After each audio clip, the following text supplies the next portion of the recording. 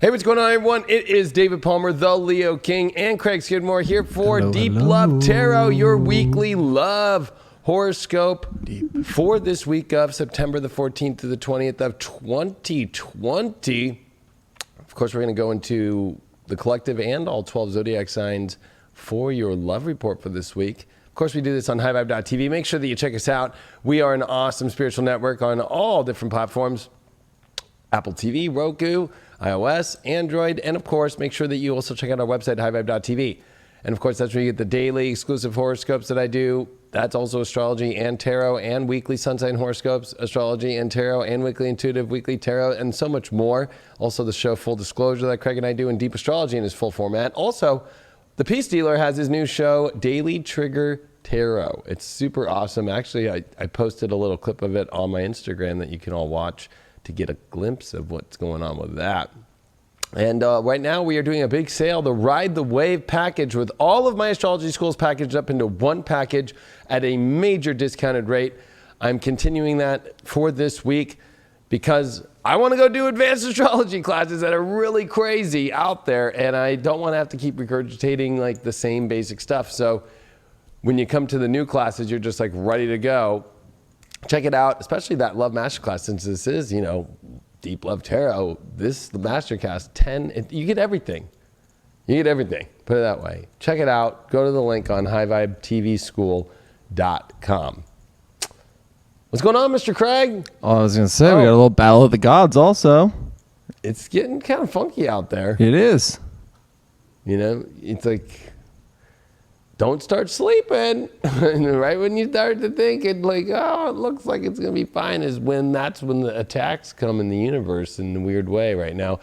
This 4-hour video actually is available, of course, too, on the paid video section on highvibe.tv.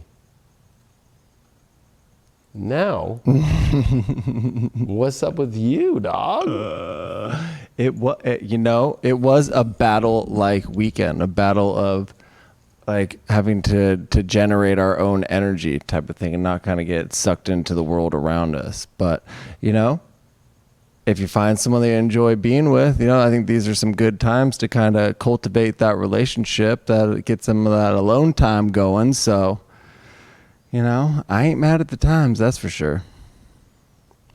Yeah, I did a horoscope in the middle of me having a moment of big decision. I worked for 2 days, all the way until, you left, right? You left and I was working, and then I was still working at 6 a.m. Saturday morning and had to be at the race at 6:30 a.m. in Arizona, and was like, well, maybe I can make it for when the race starts. But I'm like, I haven't got any sleep. I'm tired, and then go race and then go do that all weekend and unpack. And I was like, at least I got the skis done, you know what I mean? But I found out that I am able to race the World Finals. Yeah, it all worked out. It worked out. It all worked out. It worked out. So actually, sometimes when you think, I got to do this, and then the universe puts a no up, you think, well, you kind of surrendered to it. And you know what I did? I surrendered to that. And then I found out today that I get to race the World Finals because I raced all last year. And I did win the championship last year. Boom. The national championship on the West Coast. So that kind of helps. Anyway, we are at a crazy time. If you've never watched the show before, we're going to go into all 12 zodiac signs. But first, we do a collective reading. And of course, what we do here on the show is I'm going to talk the astrology at first with the collective. Then we're going to go into the high vibe. I love gold. I love gold. Capo, I'm dropping signs already. This is going to be a weird show tonight. Who popped out? Who popped out? We also then, of course, have many different decks. We actually are using 2 new decks today. One I got as a gift. It's called Badass Tarot. I'm excited to use this deck. It is the craziest tarot deck I think I've ever seen in my life. But I don't want to. I'm going to be honest. All the decks that we are using right now are my favorite decks ever of all time. And it's going to be interesting because I have a little bit of a surprise with how this is going to go down today. Oh, a little sneak attack? Well, like how Venus is squaring Uranus this week. Yeah, a little sneak attack. And that's actually starting right now until tomorrow. Then we got the high vibe Astro dice that we use as well. So, but this is a new deck, and then this is a new deck. This is a gift too.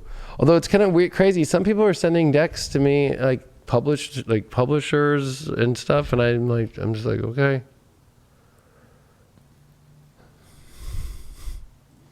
Pretty cool though, but we're gonna have a good time. So I say we just go straight into this collective and see what's going on. And of course, we do the 1K collective when we get 1,000 people here. Make sure that you share this right now to help us. And thanks for all the support. And I just saw an 1111 donation. Thank you so much for that, very much.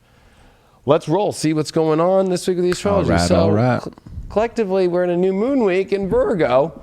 We're finishing this week of Virgo with a new moon trying Saturn.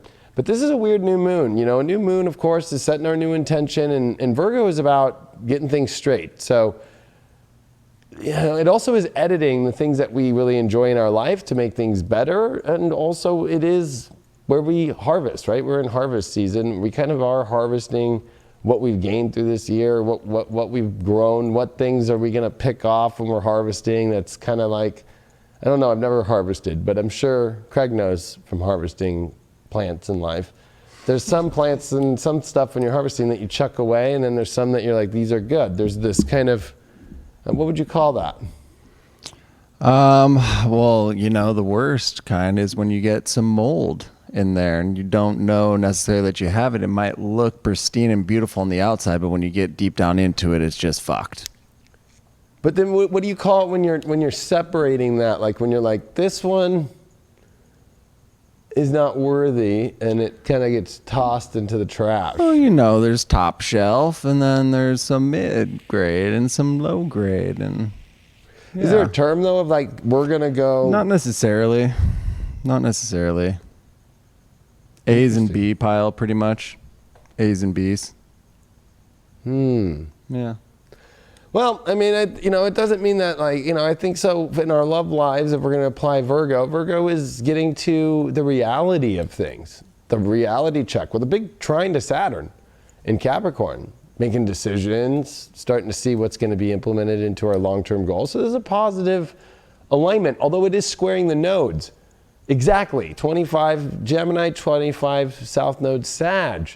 And so that brings up a lot of weird questions. While Saturn's asking for decisions, am I going into the south of like, let me just hope this will be good without, the truth of the North Node in Gemini being like, no, this is the facts, this is stimulating, and this is a yes, all excited, very Gemini-like? Or are you playing the more Sag? Well, I hope it'll get better. Like, that's going to be what reality we don't want to step into, is that I hope it will get better.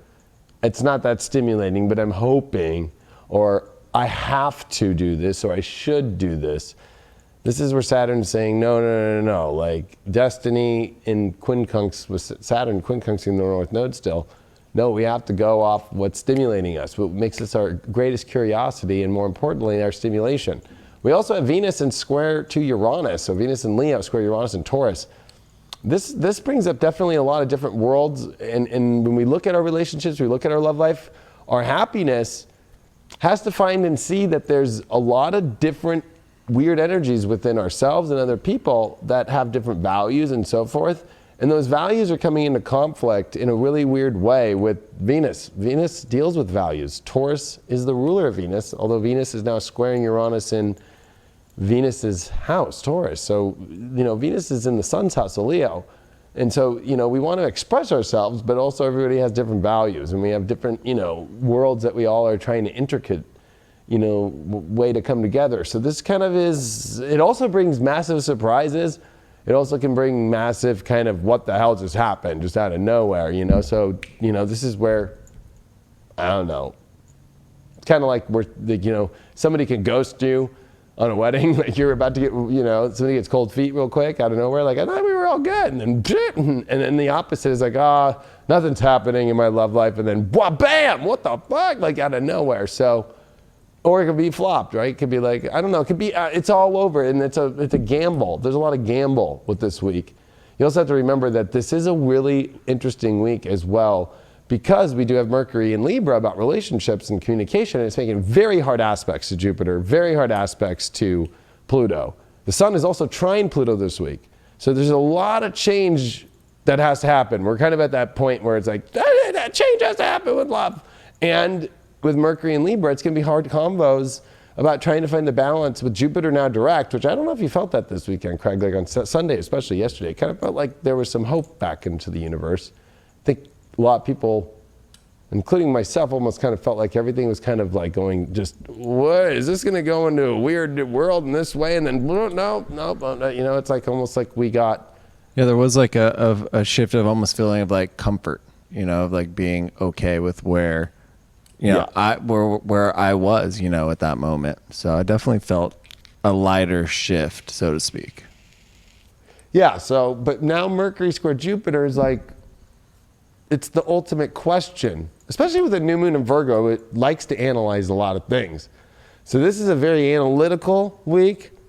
And it's a week where we can get too lost in the head, I would say, where we have to kind of use Saturn and Pluto, which are kind of hardcore. They are hardcore. And they are hardcore, just like, no, this is the truth. This is all in, and this is the decision. And we have to use that Gemini North Node. And we have to use that Venus and Leo. Like, we know what our value of our heart really wants. We don't need to try and fix values that aren't there or try and repair situations that if you don't want to repair them and it doesn't make you happy, then you don't do that. So it's a very big toss-up week, I'll be honest with you. It's kind of like anybody's game, and who knows where things are really going to go. That's the irony in all this. But I think it's about not letting go of your true core of your reality that you want to have with love, and not sacrificing your core self just for love, I don't want to say what's up to Lauren. She's watching from South Africa. Woo! Good morning, Lauren. Yeah, it is morning there, huh? Yeah. Hope it's a beautiful morning. They're almost out of their winter. So, about a week away. There we go. Making We got moves. the springtime coming. We got the fall coming here. So, let's see what the cards have to say for this week. I mean, there's a lot. There's even way more astrology. I cover it all, of course, on highvibe.tv on the exclusive membership where you get daily videos and weekly videos and so much more. First card that we got for this week for the collective is the Page of Swords in reverse. Oh, definitely a communication breakdown week. Ooh. Also means, if you're expecting people to say something, they usually don't show up with it. You almost kind of have to instigate it yourself or bring it up, and it might be kind of uncomfortable. I think a lot of this has to do with that Mercury Libra making massive hard squares with Jupiter and Pluto. I would say that, there's going to be some truth bombs that kind of are going to come up. It could expose things. Page of Swords definitely is a messenger, but the messenger is reversed. So it's like, oh, I thought I was getting it. It's interesting. This card, too, is like, out on that post, kind of looking with the binoculars out in space. But it's like, when it's reversed, it's kind of like, kind of not seeing where things are going unless you really have to have those conversations of truth. I would say it's not a bad card, but it's definitely a card where it's not going to be easy to figure things out if you just lay back and expect things to just naturally figure themselves out. Our challenge that we got this week is the fire element of desire. Ooh, maybe that the hard questions, are there missing elements of desire here? Or that it's not fully there, not stimulated. Page of Swords reverse, too, is feeling very unstimulated. So I would say that this is like, why are there questions about desire? And where is the fire missing? And having to figure that out. And if that's something that can't be figured out, we're going to find out more in this reading. We'll see here. Our overall that we got for this week is the Five of Air, which, would be the Five of Swords. In reversed. Overall, it's like, if you have to try too hard for something, for desire, for information, or to all this clarity, and you're not getting that desire, it's not worth the time or the energy at all. So this would be about, what is it that's just not, where you have to go this extra mile and go this, and I know relationships are all about, having to go that extra. But this is like where we usually don't have to go our extra, where we still have to find some sort of passion. Where it's almost like, it almost kind of feels like maybe more friends than lovers. Because that would be kind of something where it's like, there's no passion there, but we get along, And how we get through that is our ritual. Have we created a ritual of the desire not being fully there and accepting something that's not fully there? I would say that we need to really look at the rituals that we're casting in our life with relationships and make sure we're not just taking on a new ritual of like, well, I'll accept that I don't have that desire. I'll accept that I don't have that passion. Especially with Mars retrograde right now, like this would definitely not be a time to just be like, oh yeah, like the passion's kind of not there, so I'm okay with it. That's a wake-up call, and it's definitely a ritual we don't want to get stuck in. How we get through this Page of Swords, or why it came up, is the 8 of Pentacles in reversed. So the information that's missing, I would say, is the fact that I always look at the 8 of Pentacles as like a factory machine, like, you know, like something that's an oiled machine working and it's mastering it and knows how to build things. And when it's reversed, it's almost like I feel like there's a chain. Anything where the chain's broken in life of the relationship, or, you know, it's like there's constant, like, we have to fix this and we have to fix that. And we have to keep, well, you don't like this and I don't like that. And, this is not mastery at all. So I think this is more of a warning of what to stay away from this week. But a better way would be like, it should already be desirable. It should already not have to be hard to talk about things. It should be you don't have to change anything. Because this would be like mastery at its worst. Like, you know, like because an 8 of Pentacles reversed would be like, I don't know how to make the pentacle. And I still am trying. The 8 of Pentacles shows it up on the totem pole, usually. And how we get through this 5 of Swords in reverse is the 7 of Wands. Yeah, why would we fight for something and have the best position if we didn't want to put that much energy really in, and we would have to like overly put energy in, and then we would get to the top and not really want to defend the position. It's one thing to fight a battle. It's another to fight the battle and then sustain it. It reminds me of the Revolutionary War. There's that whole element of like, they had to fight battles, then they had to become and create a country, and then they had to fight themselves in many ways of like how the Constitution would be built, and sustain it and hold it down. That's like something that's worth fighting for, I guess.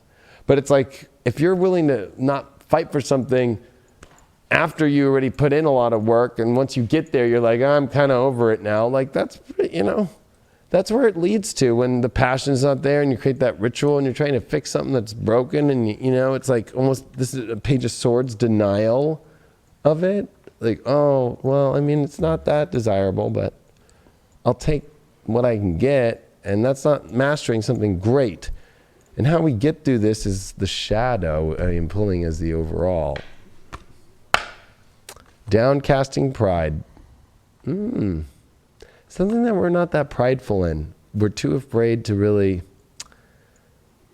own it that much, or even show it off. It is Venus Leo. If you don't know how to show it off and be like, I want to fucking show this person off of my life, then what are you doing? That's always a test for any Leo energy, right? Like, if you don't want to walk down the red carpet or take pictures with that person and yada, yada, yada, then you're not into it. 5th house, Taurus, Sun. Oh yeah, this is love that's the best only. Very simple. Quality. And even the physical attraction has to be just off the charts. So I would say that this is like, if it's not off the charts, and you're just like, fuck yeah, especially where the astrology is, and where these cards are saying, then you'd be fighting a battle that you would lose. Even if you feel like you're winning the battle now, when you win it, or get it to where you think you want it, you wouldn't probably want to hold on to it too long. Yeah, it's almost like maybe we're focusing on the wrong issues. You know, we're looking at like some trivial bullshit that's just like super small. It doesn't really matter in the long run. You know, in the long game of this relationship that you're trying to be in, that you're trying to cultivate. You know, it's focusing on what's really matters. And I think it's really easy to kind of get like lost in translation almost, and just get lost in like the view of what's going on around us. And then we just we lose sight, we lose focus on what really matters. And I think that's important to hone in on that, what really matters to you and what really matters to your partner, so you can continue on this path. But don't get lost in it, don't get blurred by the other bullshit that's swirling around inside your life. Just focus on you, focus on your partner, focus on the relationship. If it's going to work out, then it is, then you're going to put in that effort. If there's situations that are not working out for you and that you think that you can't fix, and that there's a deal breaker for you, then that's one thing. But focus on that, on what's actually important to you. Yeah. And that's the desire part. It's like, yeah, if the desire's really passionate in there, well, then you can talk about it easy, and there shouldn't be issues, and there shouldn't be anything. And I think that's the core challenge. And then, of course, the shadow was like a downcast pride, and there was the ritual. It's like, if the ritual is like, there's so much fucking desire, and oh my God, it's like off the charts, and it's like, fuck yeah. Somebody had said, let go to let in. It's like, there you go. Like, you could be blocking yourself here from the most amazing thing. If it doesn't feel off the charts and it feels like a constant 8 of Pentacles reversed, like if it's just like, it's like, you're slopping it together constantly and it's not off the charts, especially that Venus Leo, and I got that whole last card there that was like, hey, you want to be able to walk the red carpet with it. Not just kind of be like, oh, I'm going to downcast my pride here about it. It's not that prideful to have it. Like, I hate to say, pride I know is a 7th deadly sin, one of them, but I would say that actually is a Leo Sun, Leo Venus, Leo Rising, Leo Mercury, that pride in your lover and wanting to show it off is the only way you know that you're in love. People who don't post that shit, you can tell. Who's the first sign? All right. Pisces. Les si.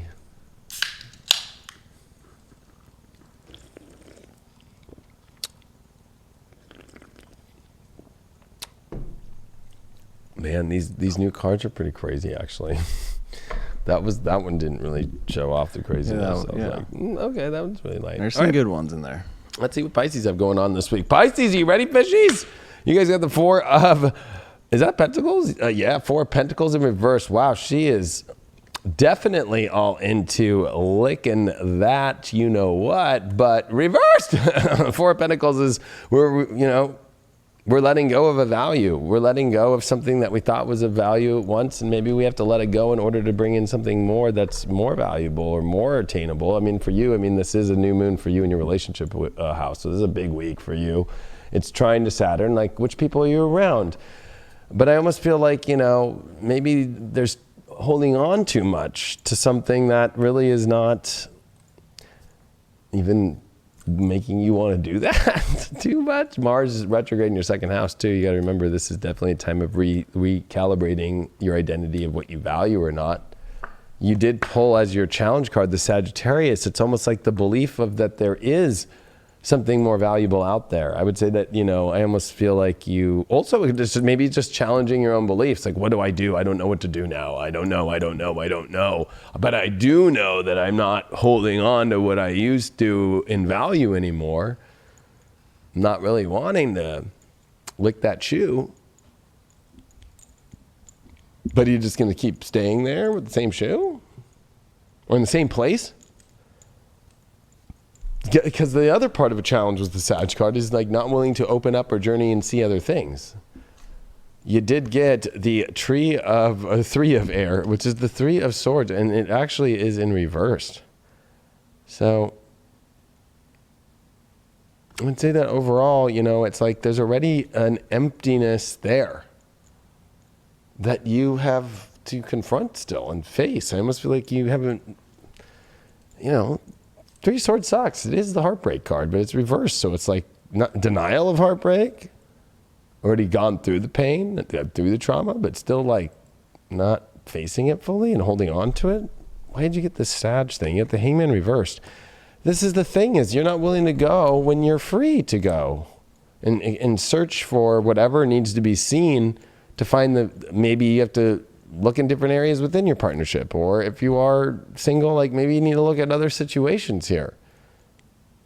Because you're not stuck like maybe you think you are of, oh, I can't go look for where I really want to go. I think that you're putting a lot of restrictions on yourself. That Saturn in the 11th, like, well, I got to be there to help people still in the 11th for you. The reason why we got this 4 of Pentacles, what are you holding on so tight for? 6 of Pentacles reversed. Well, I think that you're doing charity work that doesn't make any sense. It's like, I have to do this, but I'm not getting much back in return. It's like you're putting in a lot and not getting back anything in return at all. And holding on to that's not good. And you don't want to turn into a charity case either, right? Like, just to get attention. Like, oh, like, I cleaned and I did this just to get your attention. It's like, oh man, you know what I mean? Like, be careful out there, Pisces, about what you're doing just to get the attention that you want. The reason why you got that 3 of Swords in reverse is the Justice card reversed. Well, definitely not a good card for relationships. I would say that this relationship, this is the square to the nodes, this new moon, in my opinion. The balance of North node in the 4th, South node in the 10th. Like, letting go of the beliefs around rules and going more to the curiosity of where your emotion is. That's what a fish does.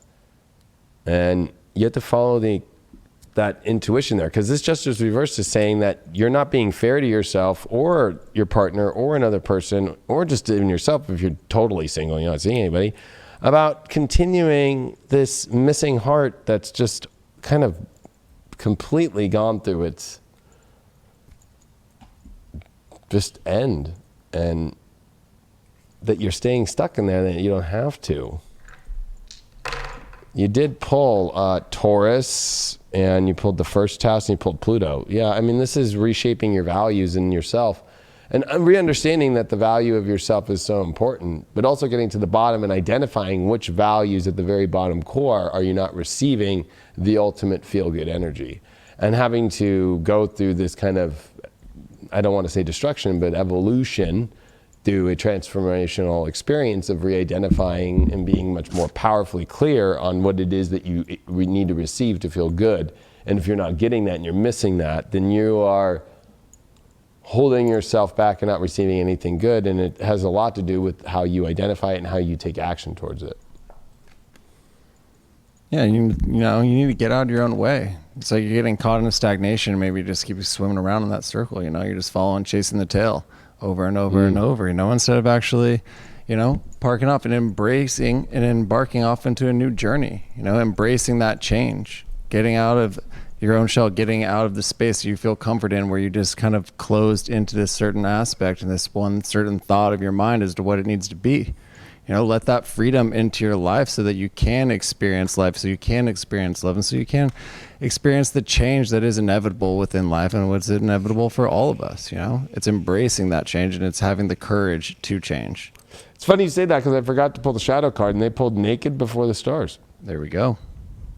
Kind of getting out there and being one with the universe. And the shadow, I think, is you being afraid to do that. It's almost like attachment issues. Right. That's what I'm feeling off. Even what you said, kind of chasing your tail round and around. Yeah. It's getting stuck in that whirlpool, just swirling. Yeah. Weird. Very, very, very, very weird. You can make through Pisces, but this is an intense one. It is your new moon, and it is square the nodes. Gemini.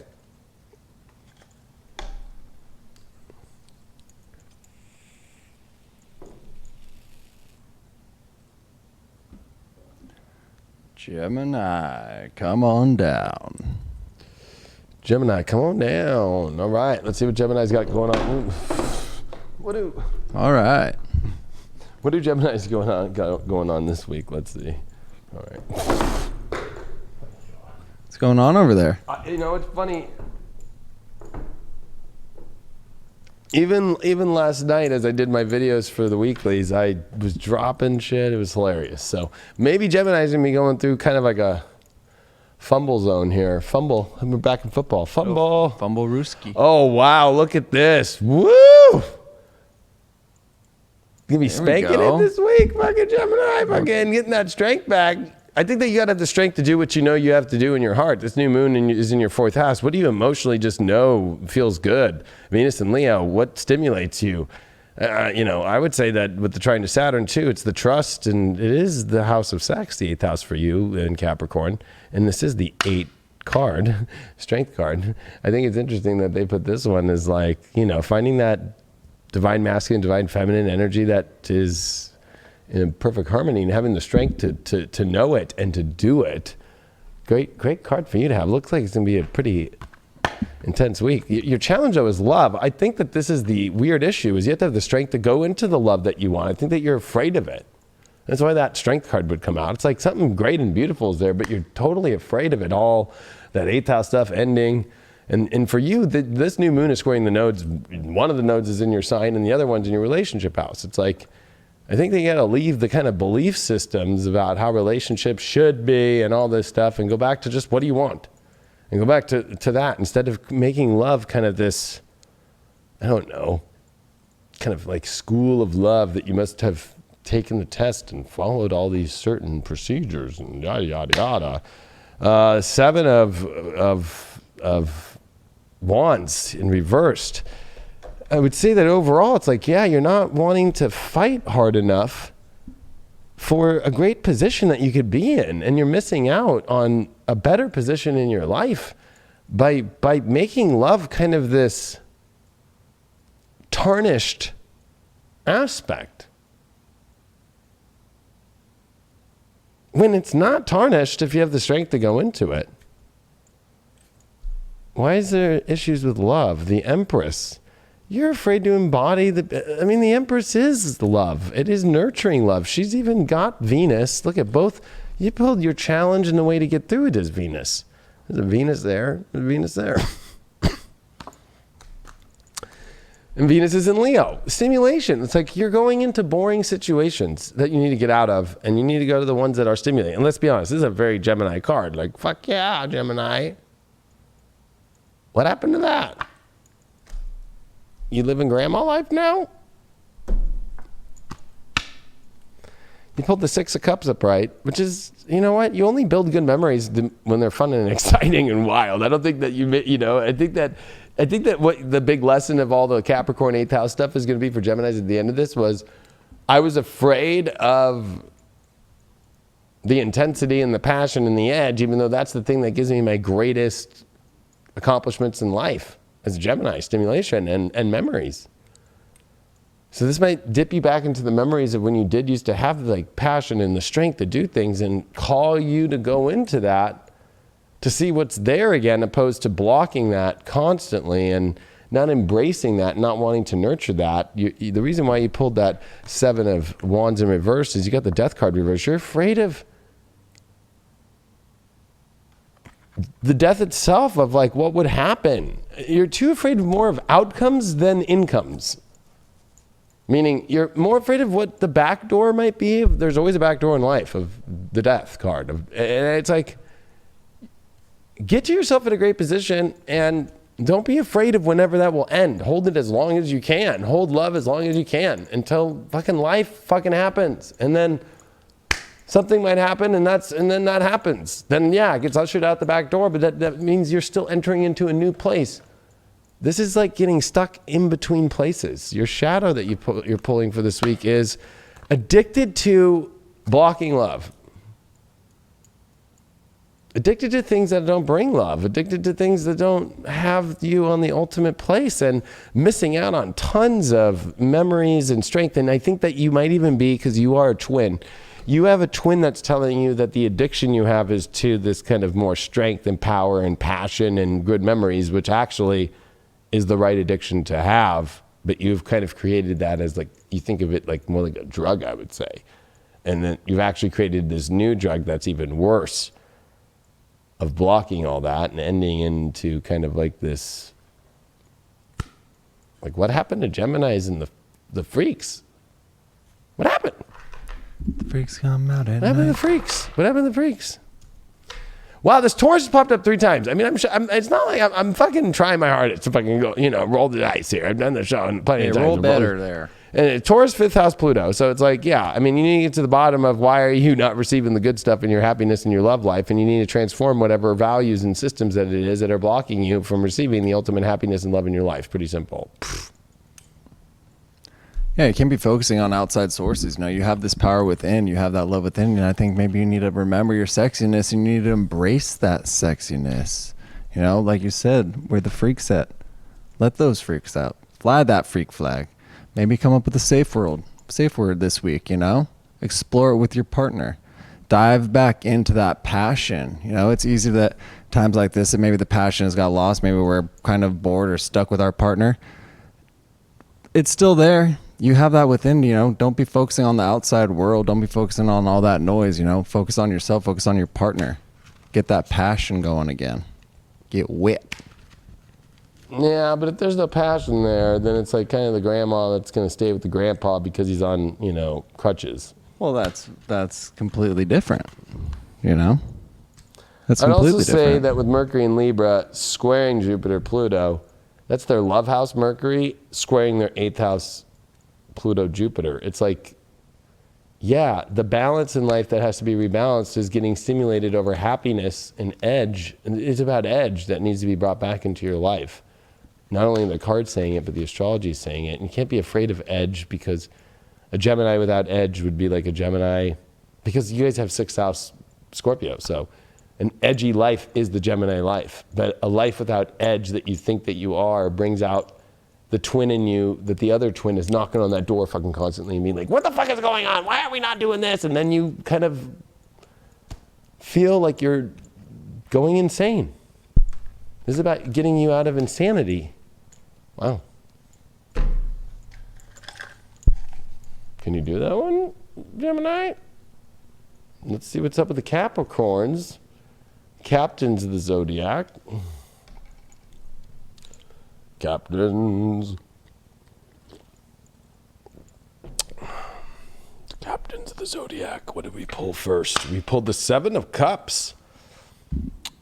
Looks like a Craig card. Oh, yeah. Yeah, there's a lot of dreams, a lot of fantasies out there. Just dousing that brain in fucking tons of fucking goop of like goodness and woo, a little psychedelic energy too. I think that it's like, well, Capricorn, I mean, this new moon is in your 9th house. There's lots of opportunities out there for you. And this is one of the best weeks for you in a long time for love and just even overall. Jupiter's now direct in your sign. So it's helping you out, but it's wanting you to open up to all possibilities. And what doorways are there? So I think that you have options now to start to look at your life and to not, even with the square, the trine to Saturn, it's like, hell yeah, like start to make choices off what could open up doors in your life instead of making choices of like, well, I don't think I can. And I would also say that the square to the nodes for you is like, do you really want to just keep staying in a pit hole, or do you want to like create a new reality that's exciting? You did pull for your challenge, Scorpio. So yeah, like something has to change. Something has to come to a complete end and new beginning, or some edge. Again, it's funny that edge is kind of coming up for both these signs. Could be sexual shit going on too, or you're not attracting either, or you don't feel that your partner's attractive, or you don't feel that you're attracting the right energy. Scorpio deals with attraction and transformation. We attract to transform. And when we feel that we're not attracting anymore, then it doesn't feel like we're changing or anything will change. The Justice reversed card. Yeah, it feels very out of balance right now with your relationship life and receiving the goodies. Huh. Why'd you get that Scorpio card? Beware. I think that you're afraid of the intensity and the intimacy and the depth that comes with going down into the holes of life and seeing what's underneath there. You got to go into the temple to see what's going on. I think that, you got to put your Indiana Jones hat on here, have an adventure. But I think that you keep putting up these, beware of the adventure. But you got the 7 of Cups being like, I mean, there's not that much to be scared of. It's like you're scared of like the psychedelic trip of love itself right now. Or you're afraid to find that if it's in just Doleville and out of balance. Why'd you pull this 7 of Cups? Ace of Pentacles upright. You know that you want to go create a new world right now and a new physical reality that's a better physical, and even with all pentacle aspects of the physical nature, like it's time to start a new chapter here. One that is more in alignment and balance with you. Something has to completely go through a change and you're afraid of that. You're like, I don't want to. Why'd you pull this Justice card reversed? King of Swords reversed. I think that, you thought that you had figured everything out and that you had control of things in your mind, but really I think that you're realizing that, the case that you've built on trying to stay in any kind of energy, whether you're single or not single, that is just no longer got that edge and that transformation or that beautiful world that you want. Like, it's okay to be like, I've lost that case that I kept putting all of my mental attributes of, I've got it figured out, I'm going to win this case, to bed. And the shadow that you pulled here is the temple of my body. That's what you're afraid of, is having the actual physical aspect that you really want of love in your life. Capricorns could definitely be kind of playing around with like this undeserving element, emotional. Maybe it's too emotional with Mars retrograde in your fourth. But don't be afraid to have what you really want to have, to experience not only in your body, but to experience in your physical reality. And I think that that's the whole lesson of Capricorn in the 9th house with the Virgo new moon, right? That your physical reality has tons of options, that you specifically know what you want, but it's like almost when it shows up, you're afraid to do it, whether it's leave or enter. So there's definitely a lot here that's going to change this week on a major element. And stop giving energy to the cases that aren't going to win in court anymore for yourself, that you thought so. All right, fifth house, a lot of fifth house stuff. Fifth house, Venus in Virgo. So, I mean, yeah, it's time to get very reality-based about the physical attraction and the happiness. And also if you're just happy at all. I mean, this Taurus, Uranus, square Venus too, for you, I mean, would be, definitely about your passions and energy and edge, because, you got Venus in the 8th and you got Uranus in the 5th.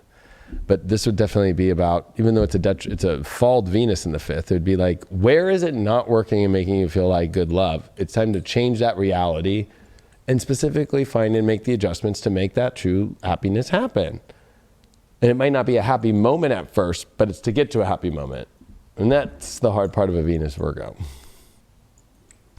It's like that fear, it's like opportunities knocking, and it's like that fear of change is holding you back from opening the door, opening that window, and actually like stepping through and looking forward at your future, and just getting caught up in like what could happen, where I should be. I've had these issues in the past, and we get kind of caught within that, and then we get stuck within ourselves. We just hold ourselves hostage or captive inside this room, when all we have to do is open that door and actually see that there are opportunities, see that it is a beautiful path, see that the things that we went through are actually making us stronger, and they're actually equipping us to be able to deal with these new opportunities in the future. But we have to have the courage to actually go and take this opportunity and make it work for us. We have to have the courage to actually go step out into this new world, whatever it may look like, because we don't know what it looks like. It's always changing, always. But you have to have the courage to actually step through it and fight for what you want, fight for yourself. Yeah, because it's not going to always just be the same tracks down the same path all the time. That gets Definitely pretty boring, not. and that becomes like the monorail at Disneyland. It's cool for the first ride, but if you're stuck on that thing all day and you're like, can we get off the ride and go like explore the park, please?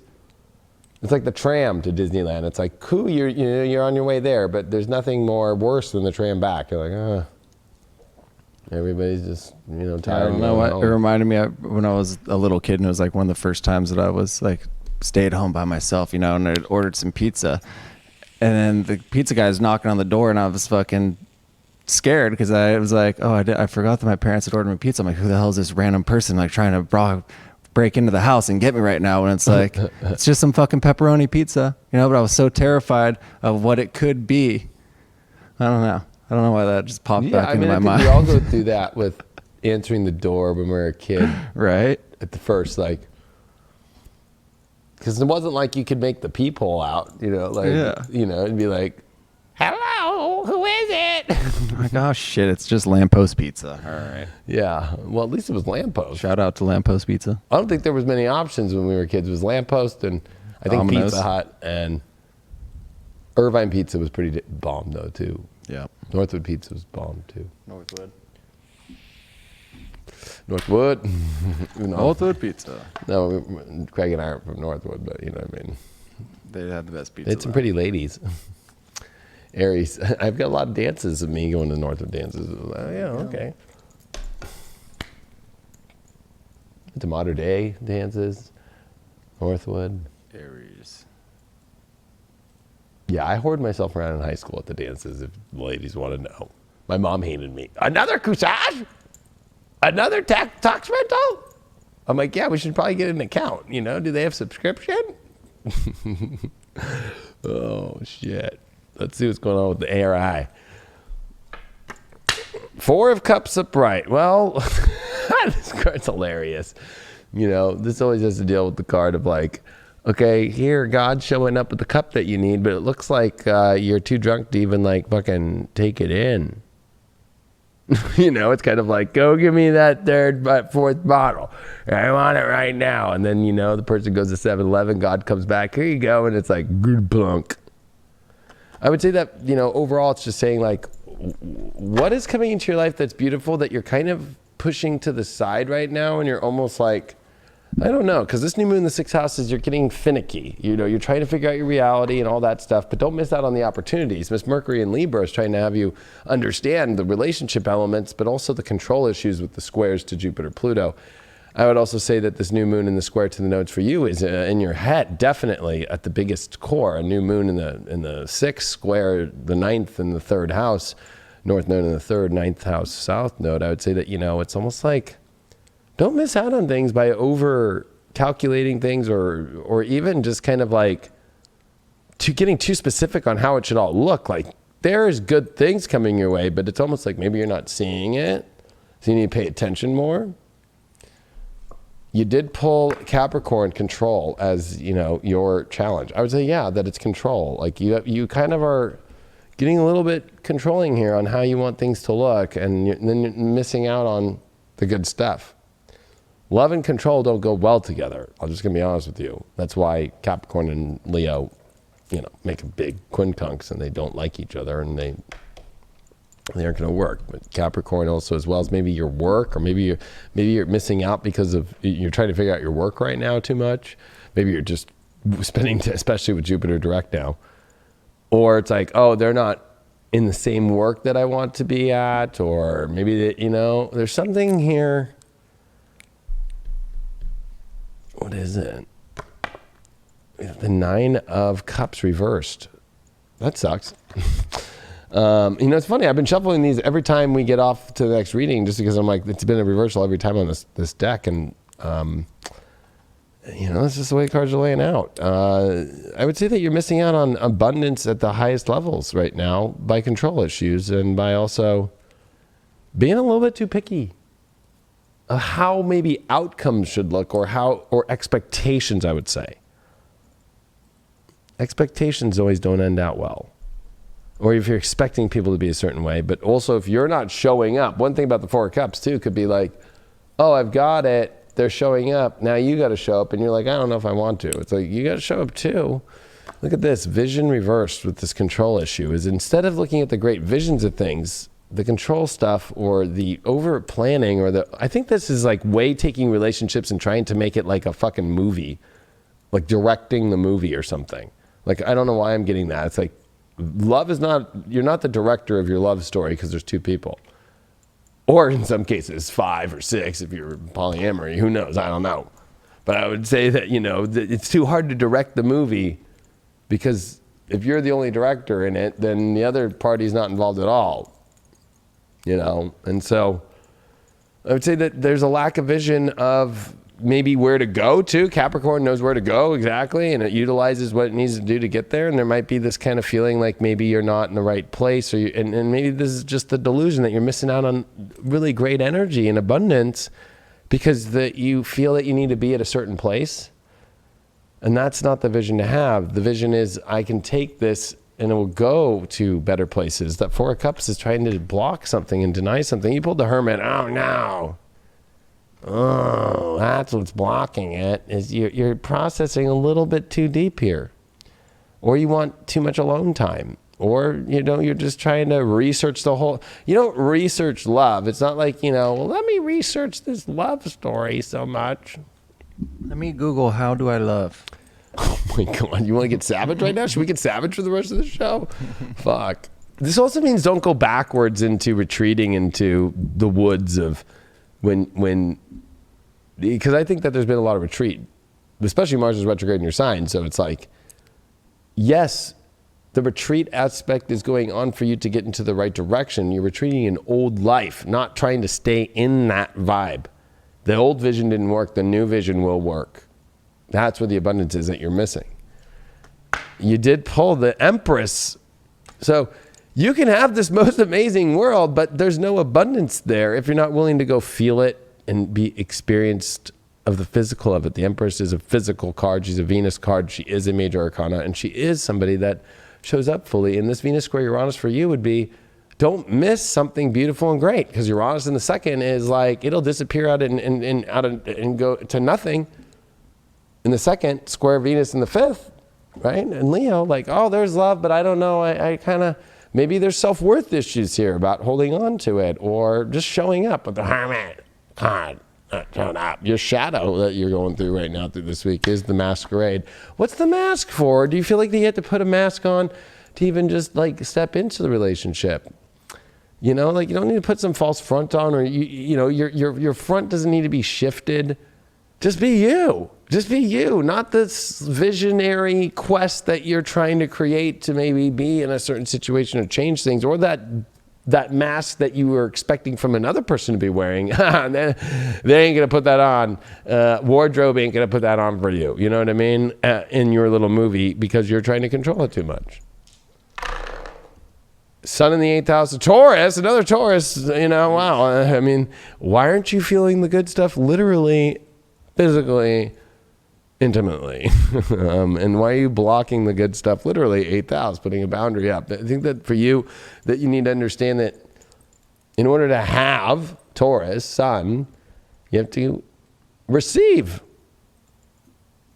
And that Four of Cups doesn't want to receive. And I think that you have to be willing to receive. You have to be willing to go a little bit of that extra mile. Maybe you're expecting people to go into the certain way that you want them to go, but they don't even know what that looks like. And so you're directing a movie that they don't even know the actor or actress in. It's like they keep flipping the script. You know what I mean? Just changing it up, or almost like second guessing their decisions, contradicting what you like played out in your mind, second guessing the passions that you've been. Are we still on YouTube? Interesting. And we're back. Hi. Yeah, so you can't just continue to pivot all the time. You can't just continue to second guess the decisions that you made, and the second guess, the different aspects in your life that have come to fruition. Stick to a script almost. Write it out, think it in your mind, and live it. Don't just continue to switch it up anytime a little issue might arise. There is something about putting that work in, and that work within yourself, and continue to build on it.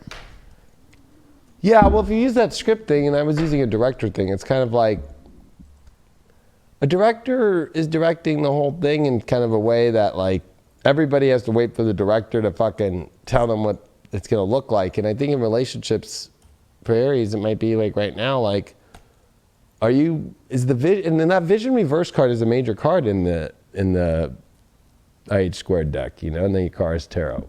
It's like, I would say that it's like an imaginary vision of expectation of how things should look when nobody even knows how to fill that role. It's impossible to fill that role.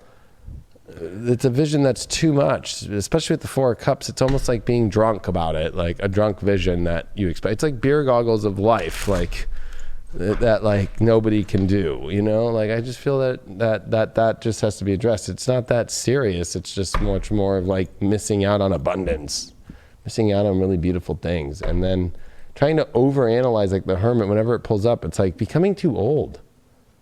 Like trying to act too old or trying to act too, like crotchety? proper. Would that be crotchety? It is the crotchety card.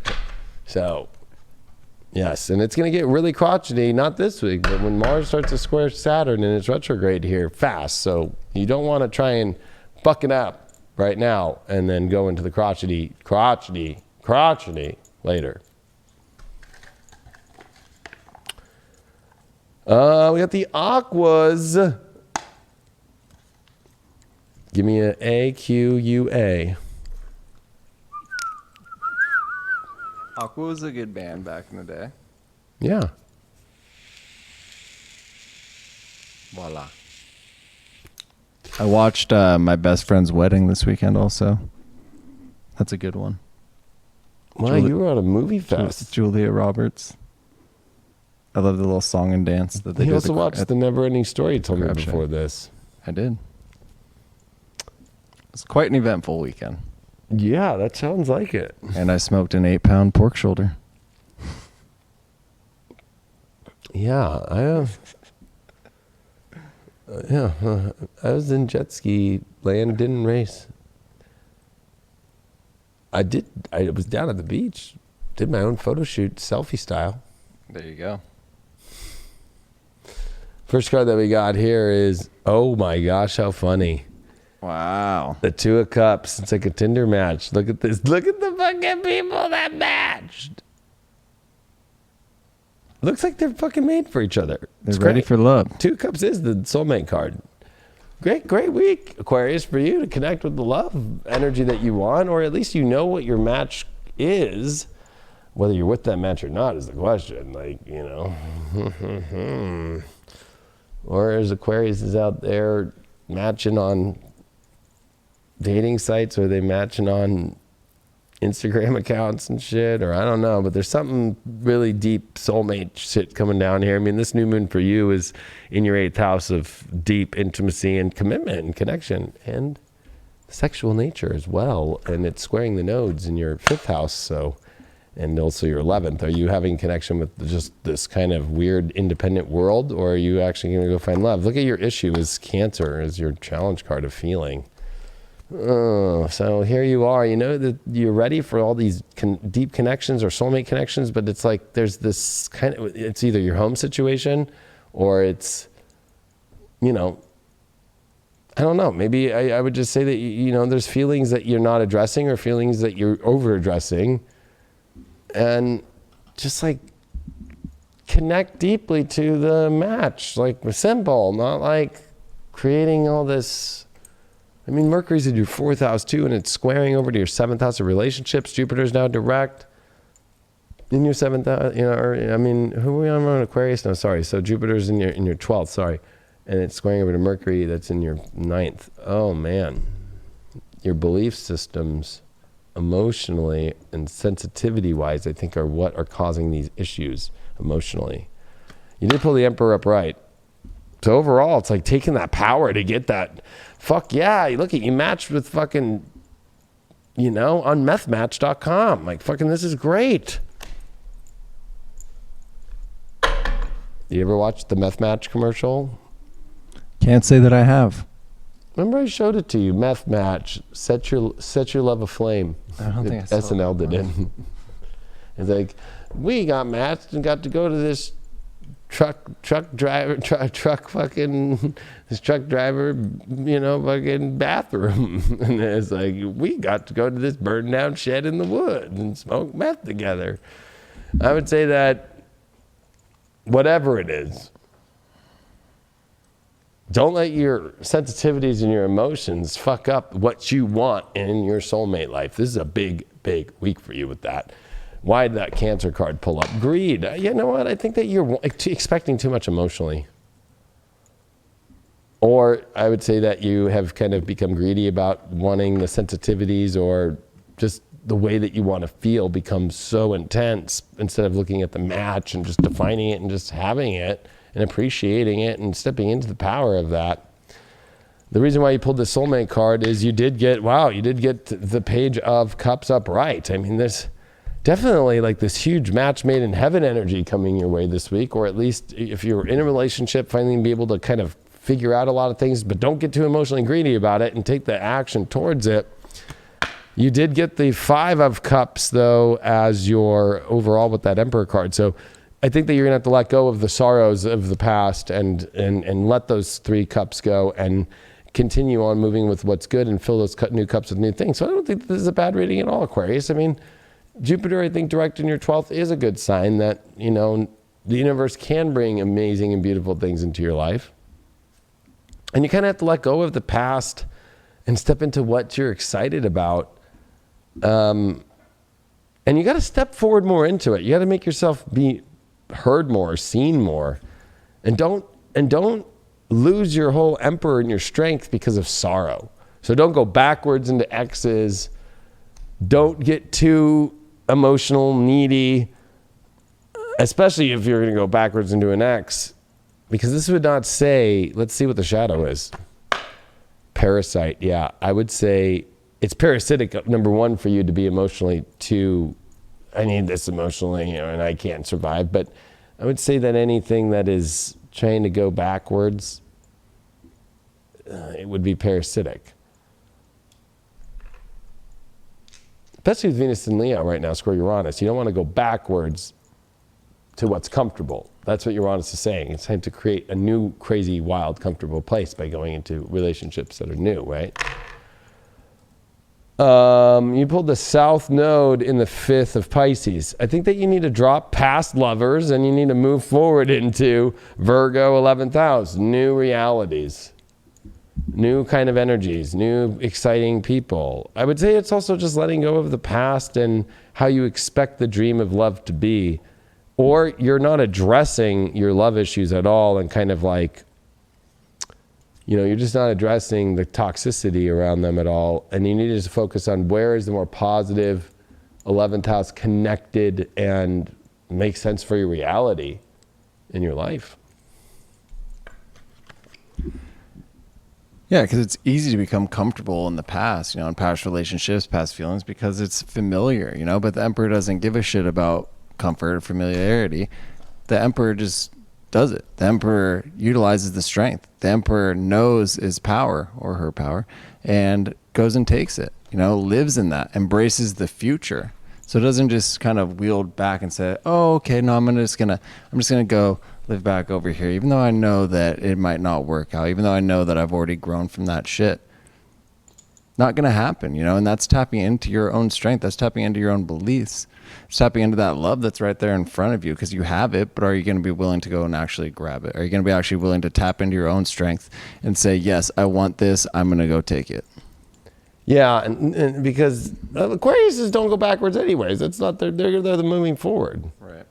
And I would say that, you know, it takes that energy. Once you get over the hump of just like the fear of taking action, it's like that's when all the fucking beauty shows up in life. So I think that Aquarians need to address a lot of issues that are about fear of addressing to better places.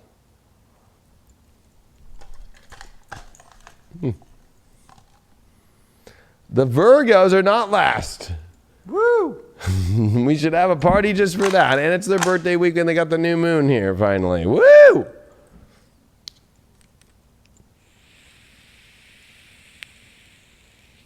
We already saw one crotchety card, so maybe Virgos are not crotchety.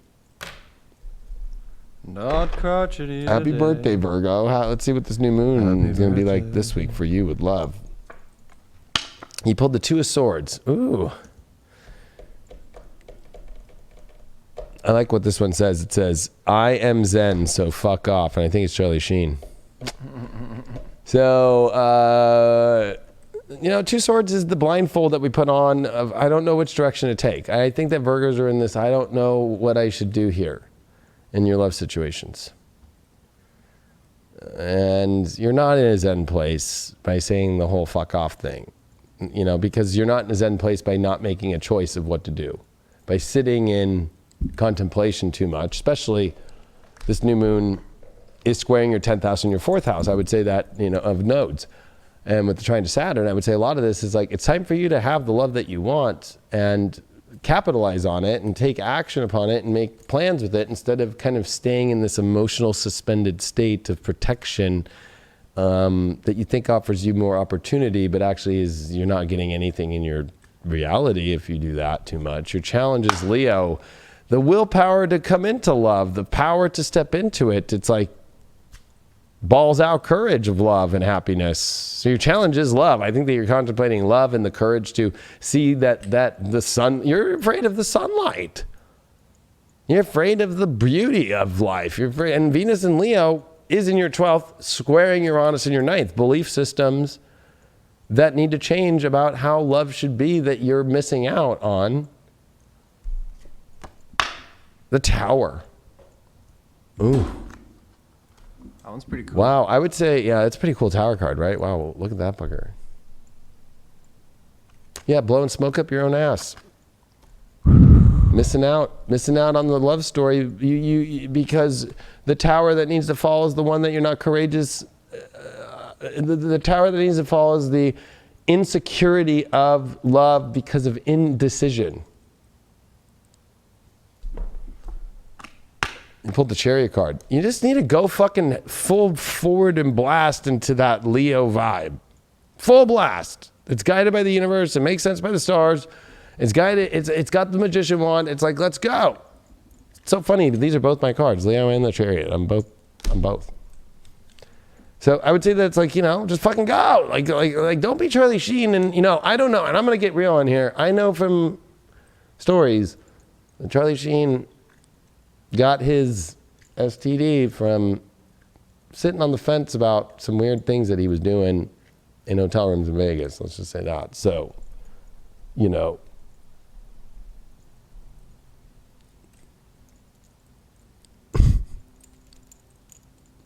I'd say don't sit in contemplation of curiosity and suspend yourself into over emotional sensitivity of a fear of love.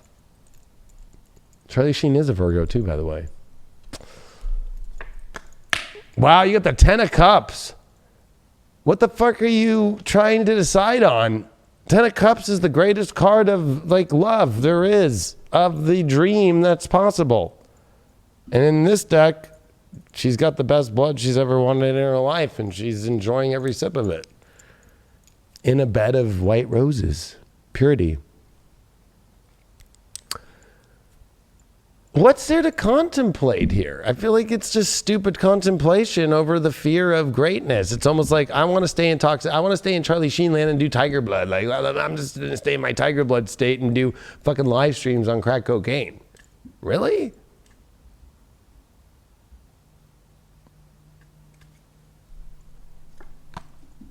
That tower fell because of the Fool reversed. You're going to destroy a love story because of being the idiot of not going full force into love.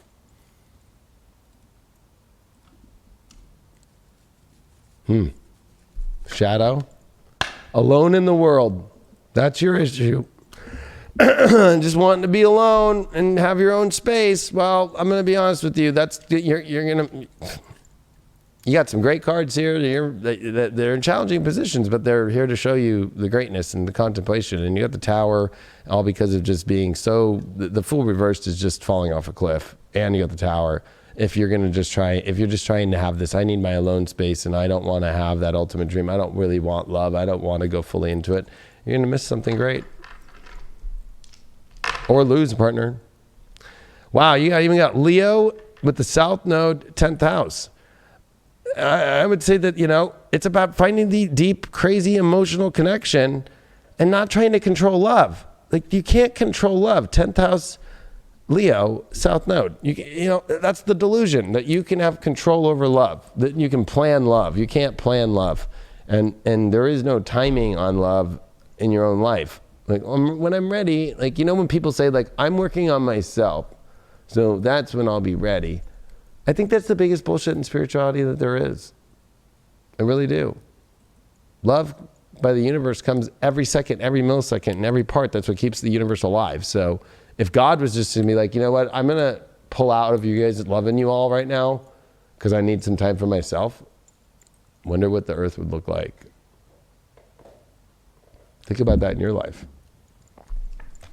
And putting up this like false front of control, false front of saying, oh, I've got all this handled in my life and everything's great, when in all reality you might be, stopping yourself from shining and stopping yourself from allowing that shine and that heat and to radiate into your life and to radiate into these relationships that you're growing, kind of putting up that front in this almost like depiction that you want the outside world to see, that's going to put up major blocks within your life.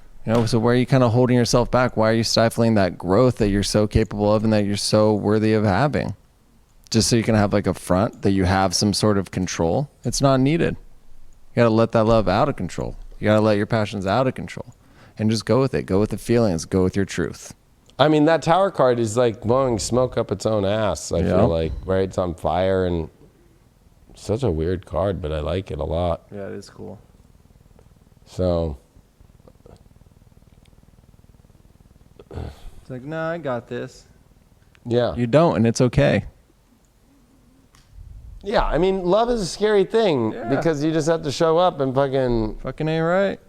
Especially the Chariot, it's like you're in a place, like the Chariot is there's a city behind you, and it's like, I'm leaving this city because I'm fucking done. There's nothing exciting here, and I'm going to where the universe is telling me to go. There's no better feeling than that. That's my card in my tarot. If you look at my birthday, July 23rd, it's the Tower and Chariot card.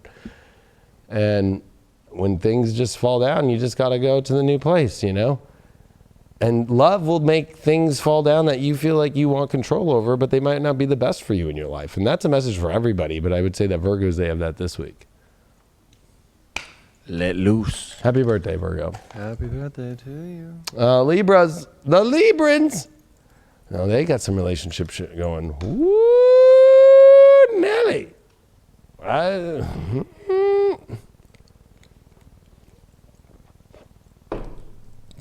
Seems like they always do. They are Libras, They like to have lots of relationships. I don't know if you know that about Libras.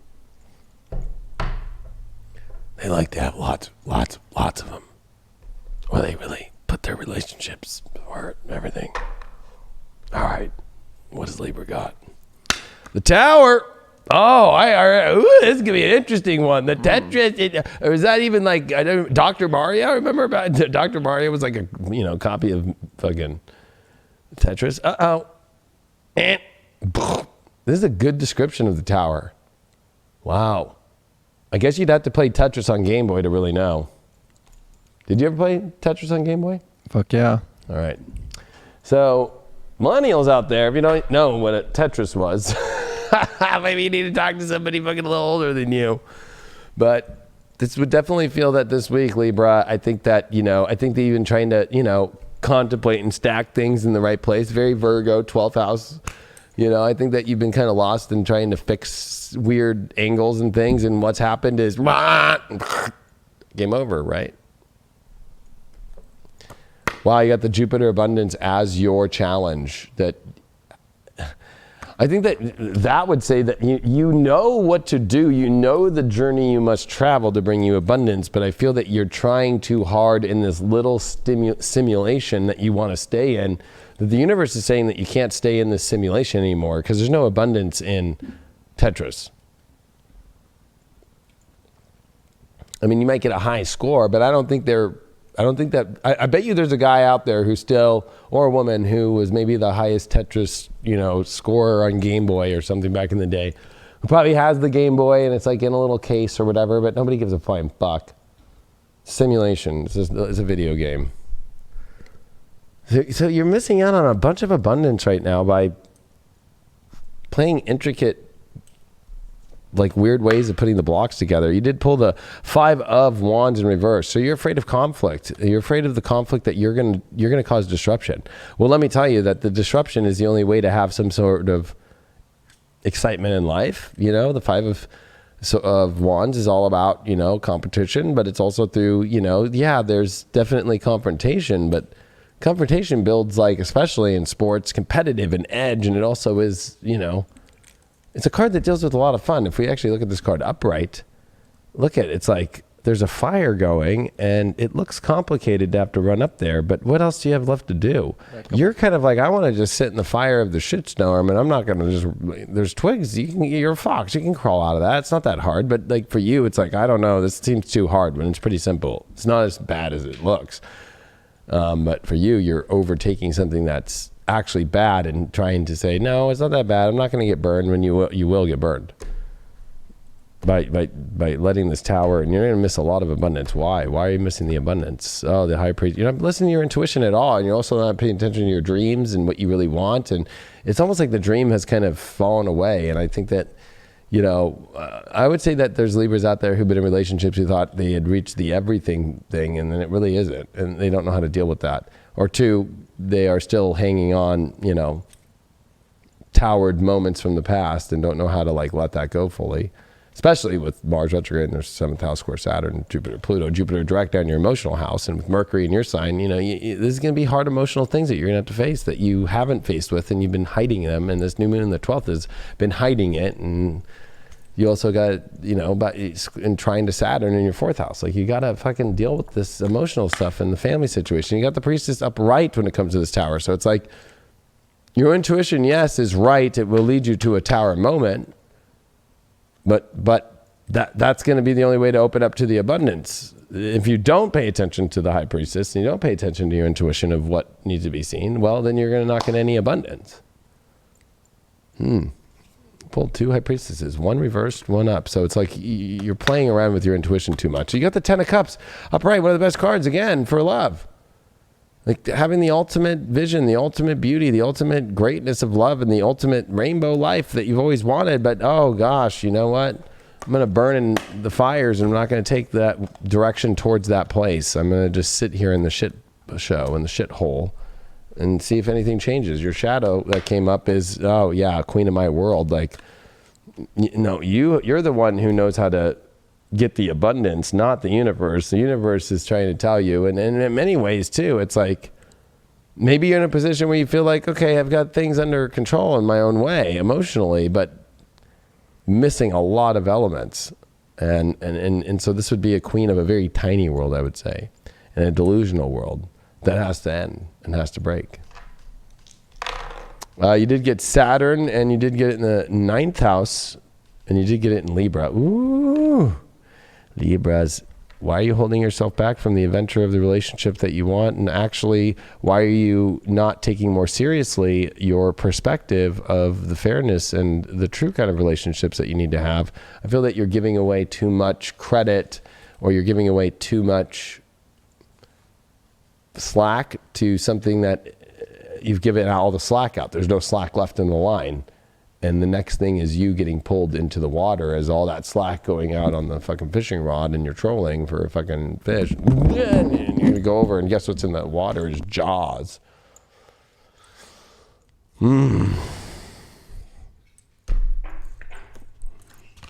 birthday's in a week, Libra. We'll talk next week. I hope that you clear this shit out so you can have a great birthday. Or do you want to go through a hell birthday? You gotta have trust in yourself. You have to trust in the foundation of the life and of the relationships that you've grown through. Well, you look at that like pyramid almost. If you look at that tower card that we had up there, that Tetris, it was just long and narrow and it's ready to crumble. But that's not you. You have that sturdy base within your life. You have that foundation, but you have to trust yourself, and you have to trust your intuition as well. Don't sell yourself short. You got it. You got it within inside yourself, but it's that lack of trust, the lack of belief within yourself that can sometimes limit you and hold you back from actually getting that love and that appreciation that you deserve. It's like in that movie Boogie Nights when Dirk Diggler tries to do music when they're all coked out, and fucking he's like, "You got the touch," and then like trying to make that album, you got the power. I wonder if that's that movie, or if that's the movie where he's trying to be the lead singer of a band. That was a pretty good movie. They actually did. I think that was a different movie. That movie was called You Got the Touch. All right. But a lot of self-sabotage Mark Wahlberg plays in both movies. I forgot the name of that movie. It's called like rock stars. It was called, I think, Rockstar. Like, you got the touch, you got the power, and then he gets all fucking, Well, the touch is from Boogie Nights. Oh, so then maybe that was the song I was referring to. When they're the recording studio, and he's like, "You got the touch," and then fucking they don't have enough money because they spent it on coke. And they can't get the record, and then they can't get the tapes. So then they have to go to that dude's house, and they try to break into it in his Corvette, remember? And then they fucking go there, and they fucking go to this guy's house, and fucking they try to steal his shit. It's a fucking crazy movie. I would say that Libras don't fucking get all fucking locked into situations where it's like, I gotta stay in this, I gotta, and da-da-da, because you end up fucking watch Boogie Nights.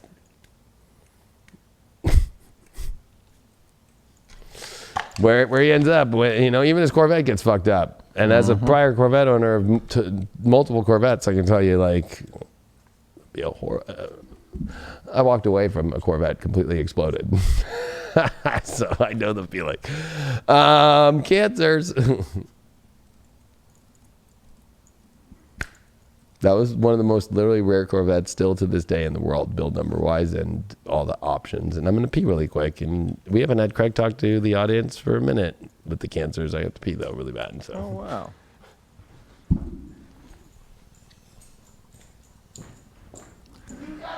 You got the touch. Good afternoon. See, we got our own rock star. And it's like... Well, it's time to bring it back. It's time to bring it back. But no, I think that it's time that we all embrace that inner rock star that we all have within inside ourselves, kind of going out on the limb, putting ourselves out there, kind of stepping out of the comfort zones. I know that I get complacent within myself. I know that I don't maybe push myself in certain times when it's needed. And that's okay too. And it's okay being easy on ourselves too when we're not necessarily ready for that change that's surrounding us, because it can be scary stepping into those new waters. It can be scary to delve into that change that's somewhat forced on us. We've all been forced into a new way of life this year that we weren't necessarily ready for, and it's adapting now. It's adapting to that change. It's embracing this new life and kind of making it fit into how we're going to continue to succeed within relationships, within, love interests, within business relationships, friend interests, all of that. A lot has changed, and it is truly embracing that. As obviously we hear that all the time, embracing the change. But what does that really mean? It means it's different for all of us, because some things are non-negotiable. Some things are going to be harder to work through than others. And that's okay. We're all moving at our own pace, but as long as we're acknowledging that the change needs to happen, as long as we're acknowledging that we're putting in that effort, to continue to move forward, then it's okay.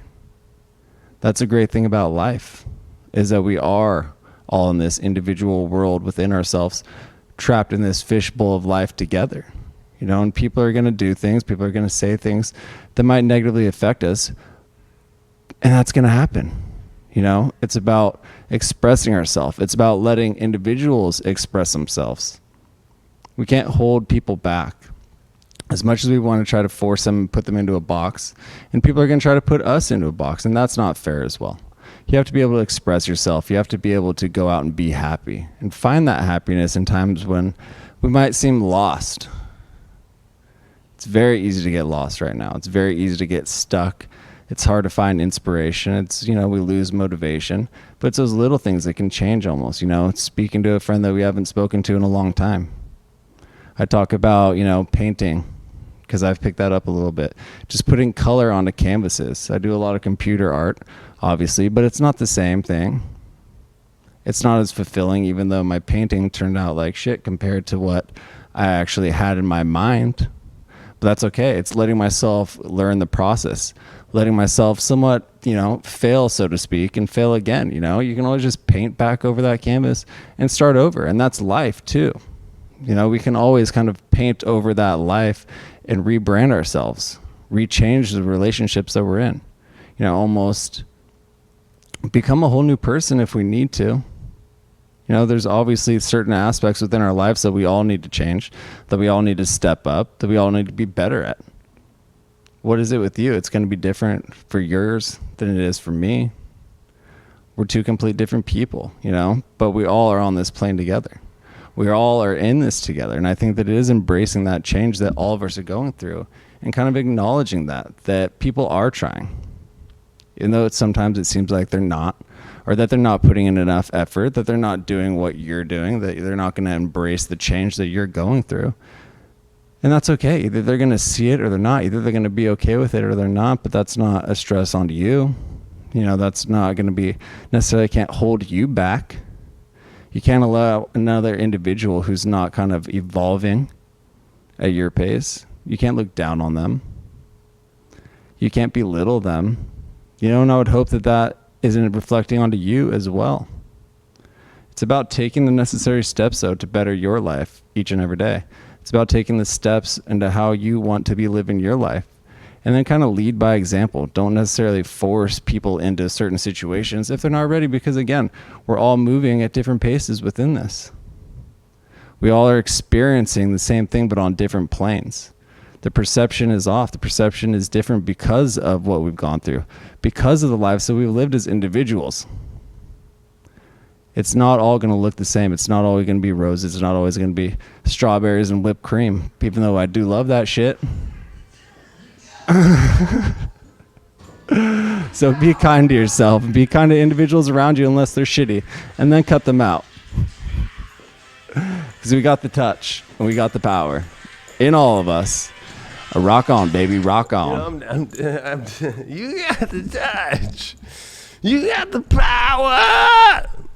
And the best is like, he's like, oh fuck, he's like, you got the power. Dirk Diggler. I was Dirk Diggler for Halloween in 2016.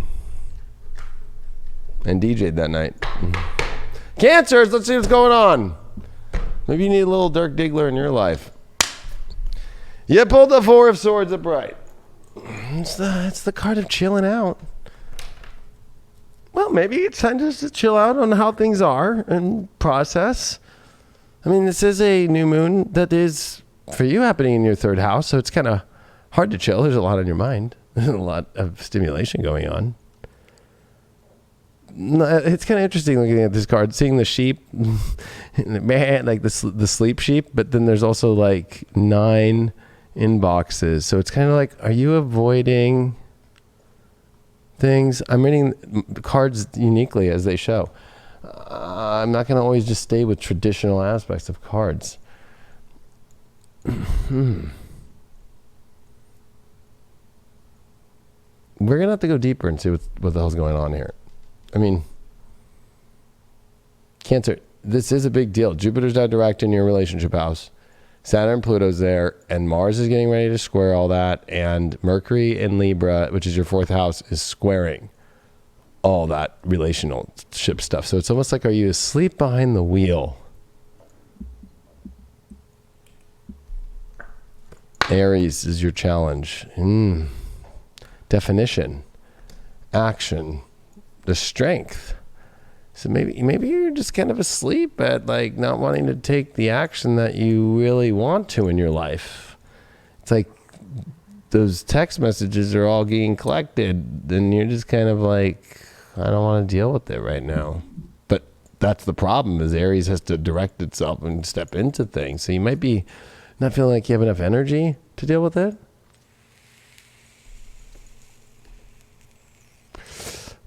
You better, though, because look, you got the Ace of Cups upright. I mean, Jiminy Christmas with the love, with the heart. It's not something just to sit back on, to take action to where you want to go. That's the challenge. Why you pull this Aries card? The Sun card, oh my gosh. Why aren't you doing what you truly want in your life? That's what's going to give you what you've always wanted, instead of staying stuck in. I'll be honest, if we're doing a love reading, this is a woman or a man. In this case, of course, it's a woman, but this is a woman or a man who's just like, I don't even want to look at my text messages from this person. I don't want to like fucking deal with them. Ignoring texts, but that's how you know you're not in love. Wow, and you pulled the the Page of Wands upright, which is the card of like informational happiness, like getting a message of one you love, not sleeping on it. Or are you sleeping on the... I should say this correctly. Are you sleeping on the text messages you don't want to hear, but you're not sleeping with the text messages that you do want to hear from somebody? But then you're too afraid to embody that who you are as the truth. I feel like there's a little bit of trouble in paradise. I feel like there's two people involved. One person that you're ignoring that is the person thinking that's everything, and another person you're giving everything to, but you're also not giving anything to. So both parties aren't getting anything. Ooh, did I just call cancers out? Ay. The Judgment card. This is your judgment week of whether or not you're about to have the ultimate emotional happiness in your life or not, and rising to the calling of the truth of the sun of the sun in Aries would be, of course, an exalted sun, right? So the exalted self that you are, instead of sleeping behind the wheel on the stuff that you really want and that you're excited about, only focus on what you're excited about and what's passionate to you. I would say that I think that this week you're over. I think that you're tired of being in a tired position of trying to help a hopeless situation. Your shadow. Is this me? Ooh, wow, look at you. Can't accept the real you of what you really want. And yeah, it's a sexual, passionate energy. Mars is the ruler of Aries. Oh, man. I don't even want to give you all the astrology because I think Cancers already know that they're being overblown by all these Capricorn energies, and this new moon in Virgo is in your third house. Like, what's stimulating, what's exciting, and with the trine of Saturn, only stimulating and exciting relationships, not fucking emotionally getting lost in an imbalanced judgment of what you don't want to emotionally go through. Venus square Uranus is the best kind of relationships are only going to work for the world that you want to be in. Instead of trying to be in a world and take something that's not of value or not of happiness and love and bring it in there. You pulled Libra, moon in the 6th house. Yeah, I mean, this is time to clean out the emotional situations, dealing with partnerships, and also the reality. It's emotionally being in a reality with relationships that are really the life that you really want. I think that there's an escapism, because the opposite would be like with the Aries, and you have that as a challenge. I would say that the opposite would be that you're escaping through more of things that you kind of want. Like, so it's almost like, maybe like, oh, I'm going to go just take a drive in my car, or I don't know. There's something about avoiding, just like, there's a lot of avoidance with that Four of Swords here. Like, I just kind of want to not have to deal with all this shit, but you have to, because you're being judged by God on it, hey, I'm trying to open you up the door to happiness and love. Even if, the Prince of Wands is showing up, which is the Page of Wands here. It's like, you're not going to let that prince off. It's like Cinderella's story. It's like, hey, I've got a shoe. Whose glass slipper? Does it fit you? And you're like, it does, but I don't want to own that. And it's like, is this really me? It's kind of like how Cinderella would be like, well, I mean, is that really me? Yeah, you fucking wore the shoe, bitch. Like, fucking put that shit on and fucking go take your nice life. But for some reason, Cancers are pulling the whole Cinderella story. No, I'm going to stay here in this house and mop and fucking... Tap into like the lack of like self-worthiness. Almost. Well, that's what Venus square Uranus will be this week. Right. It's actually, I don't think that they don't have self-worth. I think they're afraid of the world that it will take them to, because Cancers are most afraid of changing their home life,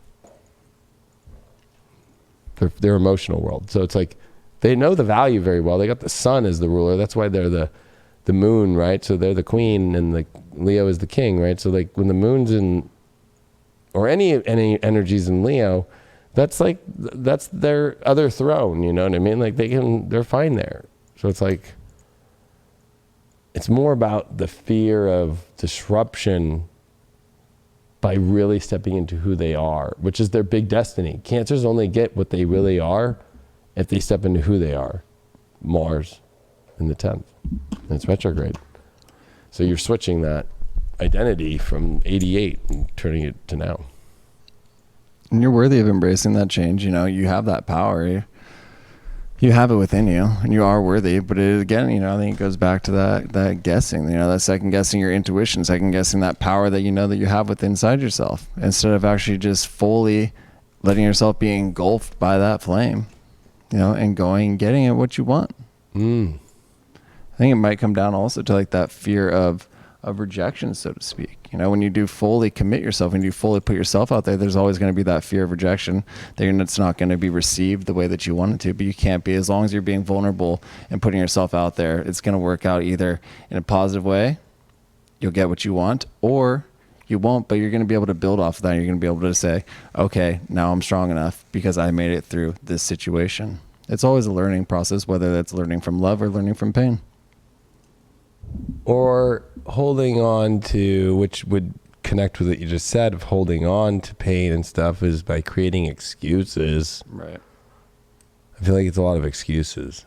I think we got 1,000. We just hit 1,000 and then it just left. So if people want to stay, yeah, they'll get that 1,000 love collective reading, but we're moving on. I just watched it go to 1,000, then did back to 900. So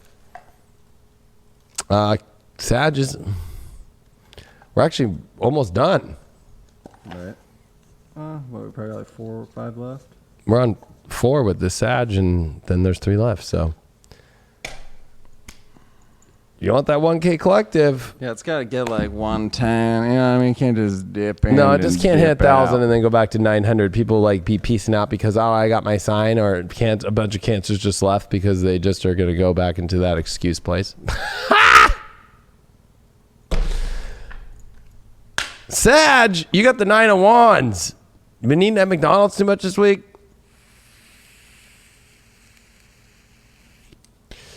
No, 9 of Wands definitely deals with a defense mechanism.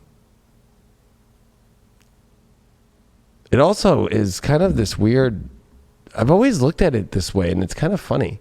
Because the 9 of Wands is like, I'm standing guard post in front of a castle, but what's in that castle? And this is like looking in the mirror reflection and like being like, am I really going to hold that energy or defend this energy? It's almost like looking in the mirror and being like, I don't like seeing what I'm seeing. So I would say that you're looking in the mirror of a relationship situation and being like, what? This new moon for you is in your 10th house. Like, it's time to be a boss. It's time to own up to the shit that you got to do and take action on it, especially with that trine to Saturn. It's like, hey, it's time to like know the value and the worth of what you deserve to get you forward in your life instead of taking the half-ass route. And I would also say, you know, this is squaring the nodes for you with the South Node being in your sign. Like, it's like, let go of this delusion of how you're think that it all really is, and look at the truth of the relationship stuff that's going on. Look at the truth. Look at the facts. And I would also say with Venus and Leo in your 9th squaring Uranus in your 6th, it's like it's time for a health check on your positive outcomes of your relationships, your opportunities. Not maybe literally, but it could be. This card did pull up. Wow, look at this. Your 5th house of love and creativity is your challenge.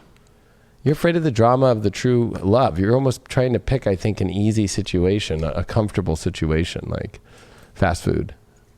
You want fast food love. Or you're addicted to fast food love that's not sustaining long enough. Microwavable love? Do they got that on tap, bro? Probably in New Orleans or something. Drive through, get some love. And a Slurpee. Well, I think in Vegas they were doing drive-through strip clubs and it didn't work out. So they say now, I read the article this week and it says about just all Vegas. It's like, sorry, closed. We are clothed. I thought that was hilarious. I was like, fucking, that's some good fucking marketing, although it's unfortunate. Saggy Wadgy. Oh man, I'm moving. I'm adjusting here for you. Blocking the true happiness for false defending what might not be there. We gotta reveal more of these cards here. You pulled the strength card. You need to have the strength to go into the real love that you want. Look at this too. This is a beautiful card. What is that gold deck? You know? To be honest with you, somebody sent it like weeks ago, and then as a gift, I don't remember where everything is because everything gets moved here quick. And Maya came by and was like, "Oh, fucking, he should use this deck. It's gorgeous." And I hadn't opened it yet. I mean, I'm going to be real, folks.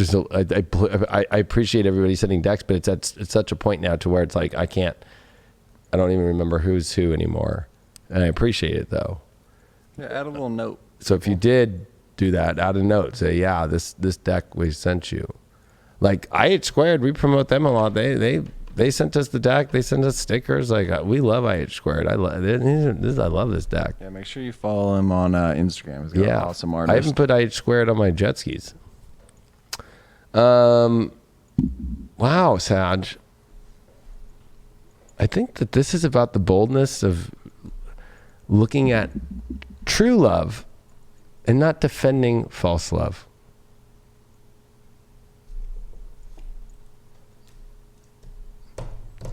What was that? The Hierophant popped up over the fifth house to get through it.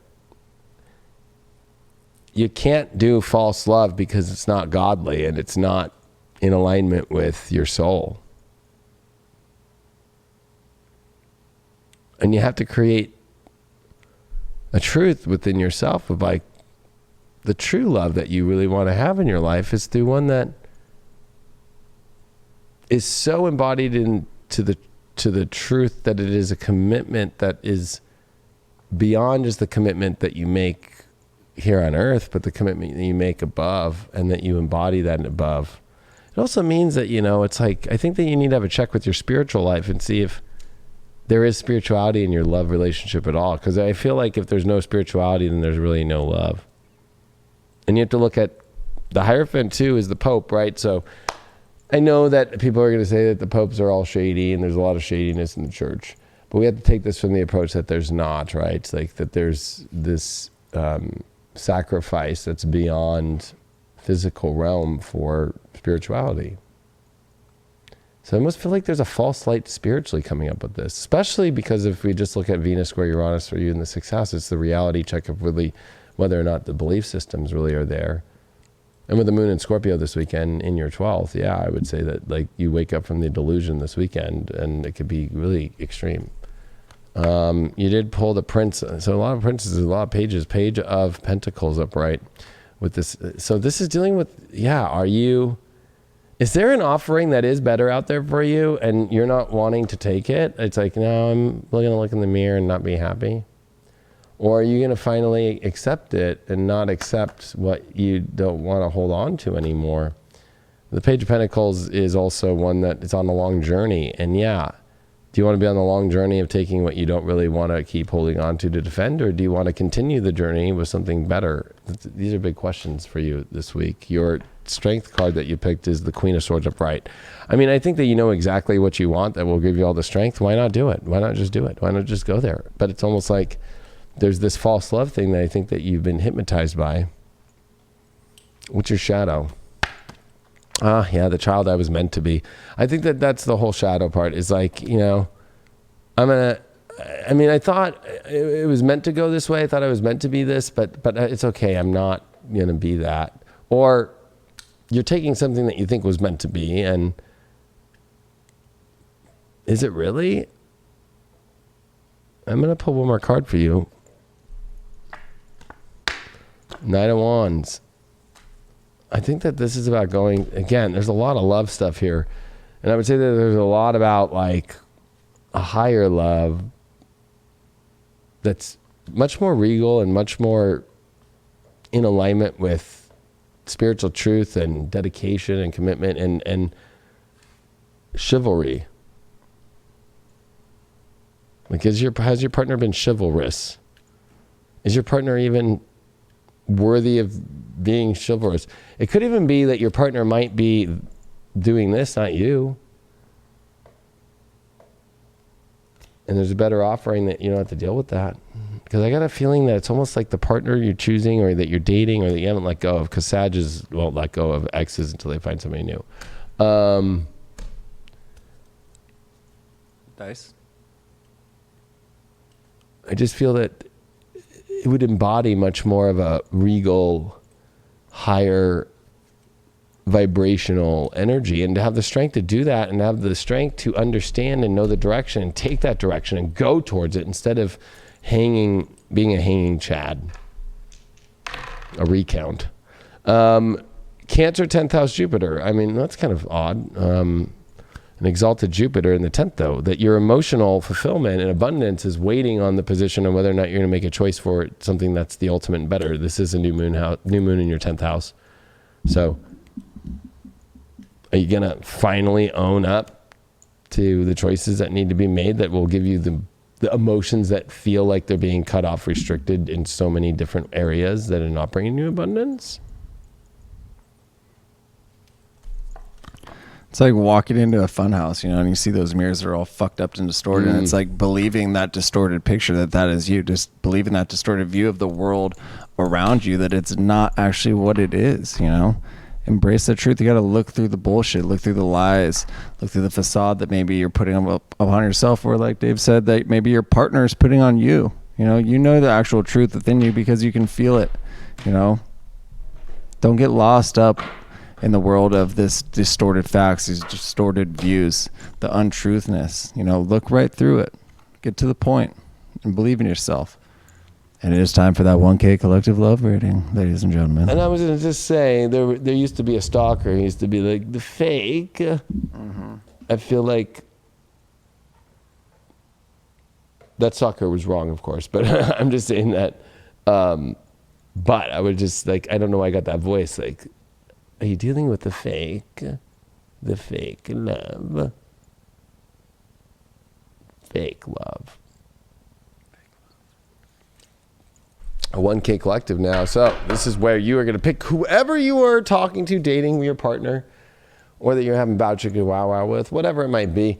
And you're going to pick a person and you're going to put them up on your own spiritual wall here. And we're going to find out what's going on with that situation. You can't use it for somebody that you're not talking to. So it can't be some dream person that you never talked to. And it can't be just some person that you maybe exchange like a hi or something with. Like, but dating apps are fine. You're talking to them, but it has to be something where you're like, yeah, both of us are engaged in some sort of romantic picture here. So you get 5 seconds here. You can't use it on anybody else. So if this reading starts to sound like, oh, it sounds like that person, no, you can't do that. So 5, 4. Some people are like, I gotta like really think about this. Who, you know. 3, 2, 1, boom. Let's see what's going on. 6 of Pentacles upright. So, you know, this is a card that has to deal with balance. So it has to deal with both parties having to show up. It's just a card of charity. So maybe you might feel like this person needs your help, needs your gifts, needs your abundance. Or you might feel like you might be in the other part where it's like you feel like you need theirs in order to go on. You know, and so there's definitely kind of a transactional exchange going on with this relationship, possibly. Or there's money involved about it, or possessions, or even like home or location, stuff like that, but transactional. Challenges that the Taurus I have. So the challenge with this person is, I think, because there might be a lack mentality of what they have, they're also showing a lack mentality back to you of what they're going to give back. So it's almost like, is it going to be fair if you give everything? Will they give back the emotional and the physical and the spiritual and the value? Maybe it's not until you actually show up with it. Maybe it's been talked about or hasn't been done, or maybe this transaction's been going down and they have gotten too used to it. So like, it's like they forget that what they have. It's kind of one of those things like that maybe you feel that, maybe you feel like, oh, they're not seeing what they really got here. The Page of Pentacles upright. So this is a great card though. Overall, it's saying once the understanding of the offerings and what to communicate and build together is defined, that I think that things will be okay. I just think that there's a lot of issues on what is being exchanged, what roles people are playing here, and that the understanding also of having, so the value attached to what the relationship is, defining it as is a problem. But why would that be? The judgment, it's like it's going to cause a very high calling to step into this. It's not going to be just like I can just jump into this relationship, or we can just, change our relationship and it'll be some sort of simple thing. This is definitely a very big fucking calling here. And it could be something really beautiful. I don't really see any like negative aspects here. It's just, I think about like, wow, this is going to call you to rise up out of where you're at in your life and go to a completely new place to have the life that this would cause. So it's not like it would change your life, it would change their life. Or if you're in a relationship you're going through where in order for it to change, it's going to cause a very high calling, and whether or not you both have enough to offer for that. Because the Six of Pentacles has to deal with in a love reading, especially. Do you both have enough to offer? King of Cups upright. So I think that there's this ability to really feel confident emotionally when you understand that both sides and both parties have the same amount of energy, whatever that might be, physical, but somebody could replace that with like, well, I can do that, take care of that, or whatever like that. And it's like, it's defined and it's known, and then there's a confidence emotionally, and there's no control either. King of Cups has control inside of its own self emotion, not of another. But it also sees the benefit and the charity, which I would say is just the benefit and the beauty of the giving of the other. So this is about what, if this person is willing to give and you're willing to give at such a high calling rate in order to have. Can both parties give and receive as much together in the equal state? And that Page of Pentacles has come with the Three of Pentacles. It's about building something together beautiful here. And if there's something where there's no idea of what to build with, and maybe that might be your missing issue right now, whether you're in a relationship or it's a new partner or it's somebody you're interested in or talking to, that it's like, once it's defined on what you're building together, I think that you may beat around the bush, but I think that the offering has to be specific in order for this thing to move forward. Nothing will happen until it's specific. The Judgment card has God shows up and rises the coffin, the corpses out of the coffins and rises it for the angel's, bugle horn that goes off. So I would say that, until it's like God doesn't come with like, hey, I'm calling you now, I'm sending the angels down without like winging it, being like, oh yeah, I don't know. Like this is about like, well, what is it going to be? What are we going to create? What is it going to be, the offerings? And we have all those things there. The shadow of this relationship is the obsession. I think it's the obsession of like getting to the point that we know it's a big calling, right? It could be this whole like, we are obsessed with, we see a big calling, we want to have it, there's a lot of value there. But I would say that, instead of making the obsession about something of what could be, making it the obsession of what is physically instead of what could be. So this is kind of moving from like a imaginative place, or a place of like a vision of what could be created and manifested, and it's emotionally seeing the benefits of both people or not. And the obsession of like wanting to have from this person and not getting it, and not getting such a high energy like the Judgment card is, because it's not defined fully yet, or that needs to be found, or one party is not ready to fully give as much and the other party might be giving a lot. So there's a lot of things about that, but it can build something beautiful there. That just has to be defined, and it has to be on the same page though too. First house, Libra, Mars. It's definitely saying like it's time to define what the relationship is. So I think that's the issue. I would say that in this reading, it's like, what is this relationship? Where is it going? And what action is it going to take? And that's very important to understand where this relationship is going. There's got to be that open line of communication, Do you both see eye to eye on certain aspects? Do you both see this being a long-term situation? I got a spider crawling on my leg. All right there? Yeah, that was interesting. like that spider. I had no idea where it was going. It was going up my pant leg right there. And I said, no. We're not on the same page, Mr. and Mrs. Spider. You're not going there. And that's what you kind of have. You have to have these open line of communications. You have to be able to trust your partner that you can speak your mind, that you can speak from your soul, and that they're going to accept you for all that you are and everything that you're trying to put out into the world. But from there, you can build something great, and you have to be open and willing to listen to your partner as well. But again, I think that the possibilities are there. I think that the love is there, and I think that there is a strong foundation. If you continue to express yourself, and if you continue to push forward with an open line of communication, always,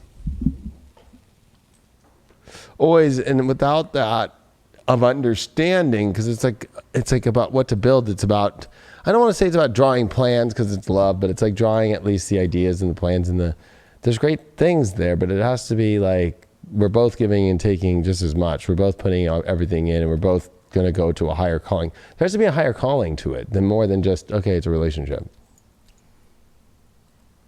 It's a relationship with purpose. Purpose.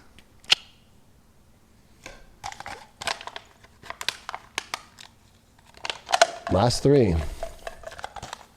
Final three. The final frontier. Leos. Oh shit, we about to save the best for last? Yeah, our last two, Scorpio and Taurus, the two opposites. The cows and the scorpions. What's up, Leos? We got Venus and Leo. Use your attractive energies more than you can right now. Don't waste it. 5 of Cups. Bye, bitch.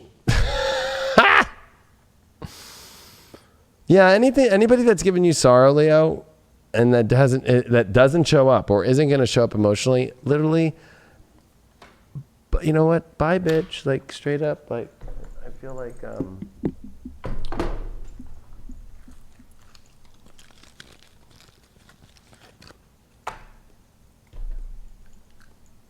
in old Marilyn Monroe style. Toodles. So instead of looking at it as an emotional, depressive thing, remember, this is a new moon in your second house. This is time to know your value and worth, trying to Saturn of the life that you have. Anybody who doesn't see the value in that life that you have, fuck them. Fuck them. Bye, bitch. Bye-bye. You know what I mean?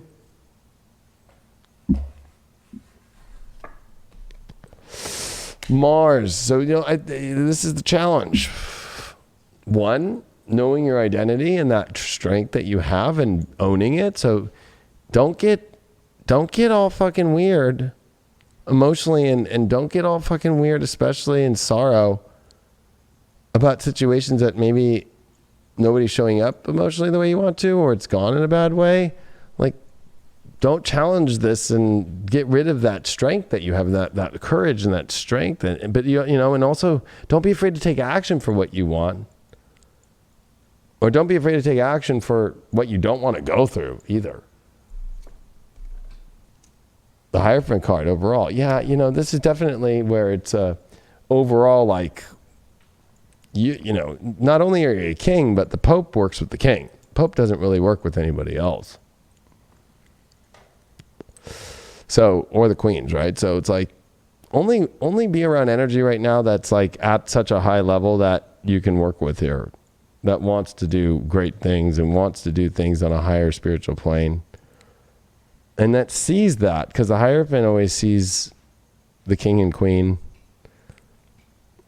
as working together with. What's the issue with this Mars identity? A strength reversed. Yeah, this is like, I would say that this is like too afraid to say bye to people that aren't showing up emotionally fully and that are creating sorrow for you.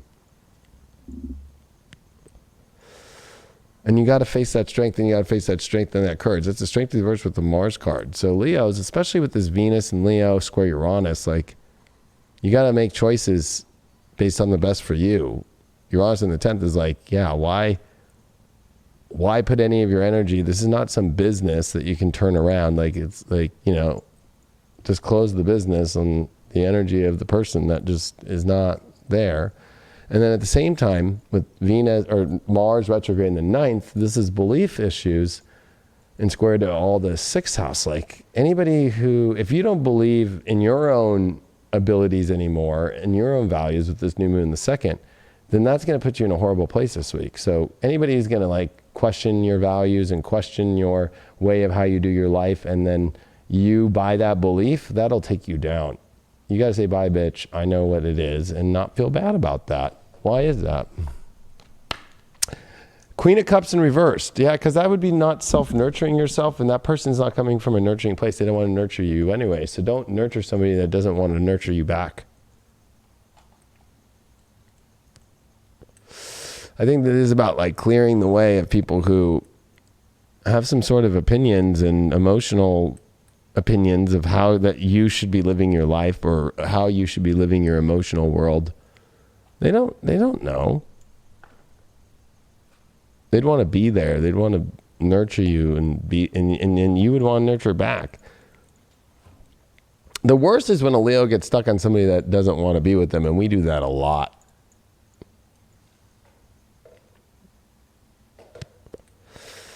Because Cancer's our 12th house, so we get lost emotionally into places where it's like not bringing us to love, because there's nothing more, I guess, stimulating than a Leo going after a king or queen that they want to turn a prince or a princess, or not even, maybe just a common folk down at the bottom of the castle that doesn't want to be with them. I don't know.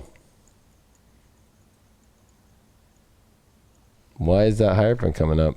Four of Wands. Yeah, that's the marriage card. It's the card also with the Pope that does marry and has the tradition.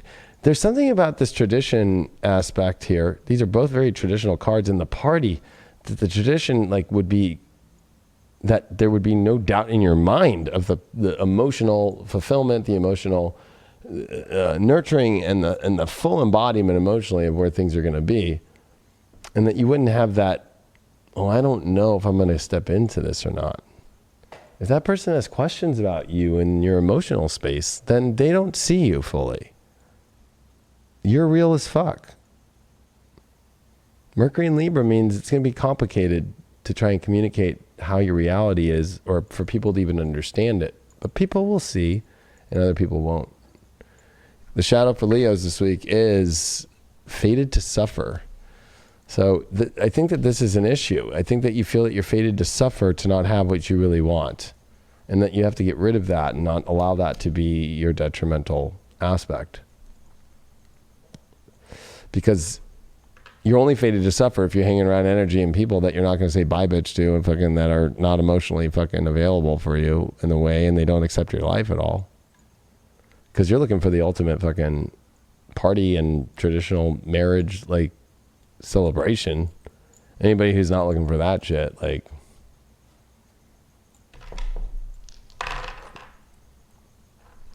sixth house Mars in the sixth house gets through enemies. It fights enemies in Pisces. Hidden enemies here to fight through, or people that are trying to persuade you to change your life in order for them and their thing, but that wouldn't be a party for you because it would be their party. Yeah, it's not allowing you to persuade yourself either. You know, I think there's been kind of like a theme tonight of like believing this, or like the self-doubt, or like believing our own lives that we're creating in our own minds, that like we have to be a certain way instead of just living authentically, instead of living that universal love and living that universal life, and like embracing the change and not letting ourselves get bogged down. I think that is a major aspect in all of our love and relationships right now.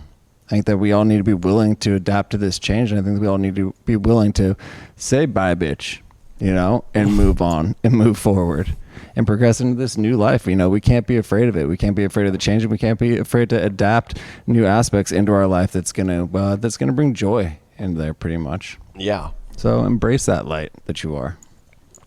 Yeah, and you don't have to change your kingdom completely, right? Like, okay, maybe you want different tapestries in the fucking sitting room, but like, we're not gonna fucking get rid of the crest. You know what I mean? Because that would be like, I want you to change your last name. What? That's my last name in my kingdom.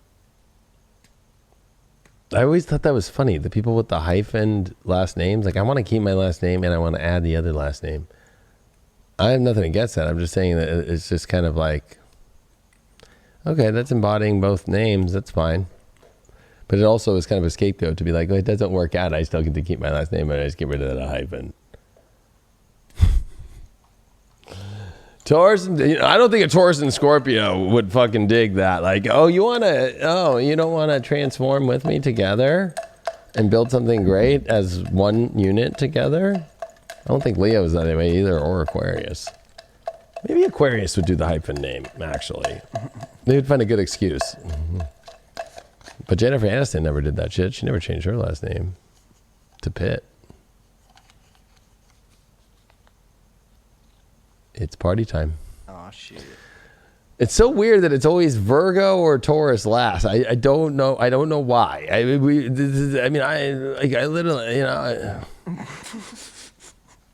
I can't. I don't know what to say. But what time is it? Oh, shit. I mean, it took so damn long. Been waiting to put on these hot glasses, baby, because ain't no pie like Scorpio party, baby. And y'all know what time it is. It's time to get weird. It's time for that transformation. It's time to get weird. Oh, no. Come get weird with me, baby. So I have a question for Craig. What up? When you use safe words, does it have to be whispered? Definitely not. Say it loud, say it proud. But what if, I have a question too, a second question.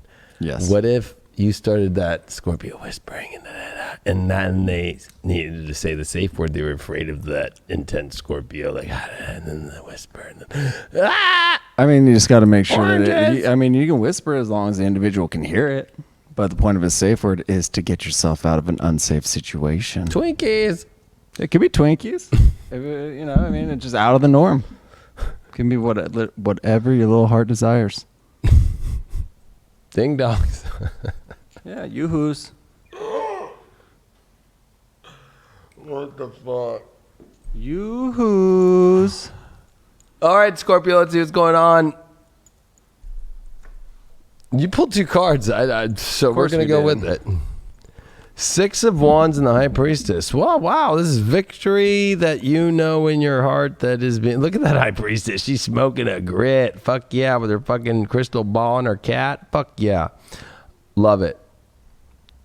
So there's victory lane that is being told from spirit of where to go. New moon in your 11th of the world that you could have. Trine Saturn in your 3rd house. The stimulating world that you want to have. So follow that. That's where victory is, and your gut knows where it is. But if your gut is in a place of, I don't know if this is going to be victorious, then don't do it. Your gut's going to lead you to where victory lane is. Your challenge this week is the solar eclipse of massive change, revolution, the cigar cutter in space that cigar cuts something. So it's like, transformation at the highest level and change from a solar eclipse is pretty extreme. I would say that maybe that would be the Sun trine Pluto right now, and then Mercury square Pluto in your 12th. Like your intuition's telling you things, but it's squaring the stimulation of thinking that you can alter the intuition, which the solar eclipse challenge would be like, the eclipse is happening whether you like it or not, right? It's going to be seen. But you can't unsee what's seen. Ooh, can't unsee what's seen within you. You pulled the 4 of Swords upright. So overall, this is definitely a card that's, what do you want to lay your energy into fully, and that's a place of solace and peace.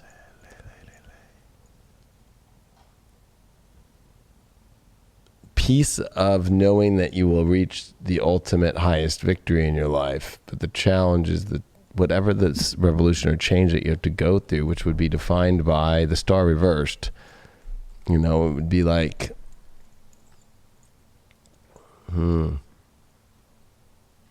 the revolution is And the major change is becoming aware of what is not in aligned with spirit, which is why the High Priestess is coming up. Because the Star card comes way after the High Priestess to kind of show you didn't listen to her. That's why there was a Tower moment. Now, are you ready to listen to her? Star card reverse is still kind of like maybe not paying attention to what is not being seen and that you see. Or Scorpio, you have your spidey senses. You did pull the 8 of Swords in reversed.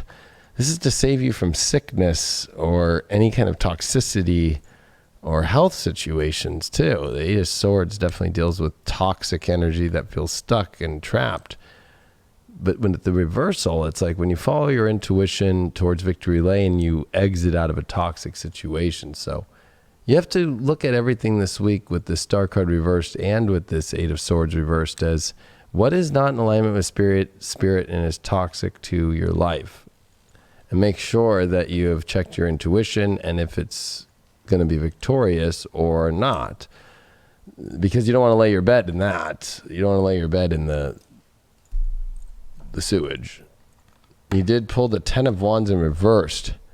So in order to get to this easy spot, there's a lot of weight that has to be dropped here. And the reversal is saying once the weight's dropped, I think it's like you shouldn't have to do so much to have such a chill space. And whatever's like here that's kind of a heavy weight that hasn't been dealt with this week has to be just addressed. Because maybe it's just something, the 10 of Wands is just 10 Wands and the guy is just trying to get to the end of the road, and it's so much weight. It's just like maybe sometimes it's just one little thing that has to be addressed that just lightens the load and makes it feel good, and that your intuition's telling you to bring up. I would say that overall, we'll see the shadow is here, the atonement. So out of tune, something's out of tune that just needs to be tuned. And it would affect health. It would affect, especially Mars retrograde in your health house. 10 of Wands though, reversed. Look at how she's setting herself on fire and it's reversed. It's almost like you don't want to set yourself on fire going into a comfortable bed space or not addressing the heavy energies that are needing to be dropped that are kind of fiery within and bring them into that solace place.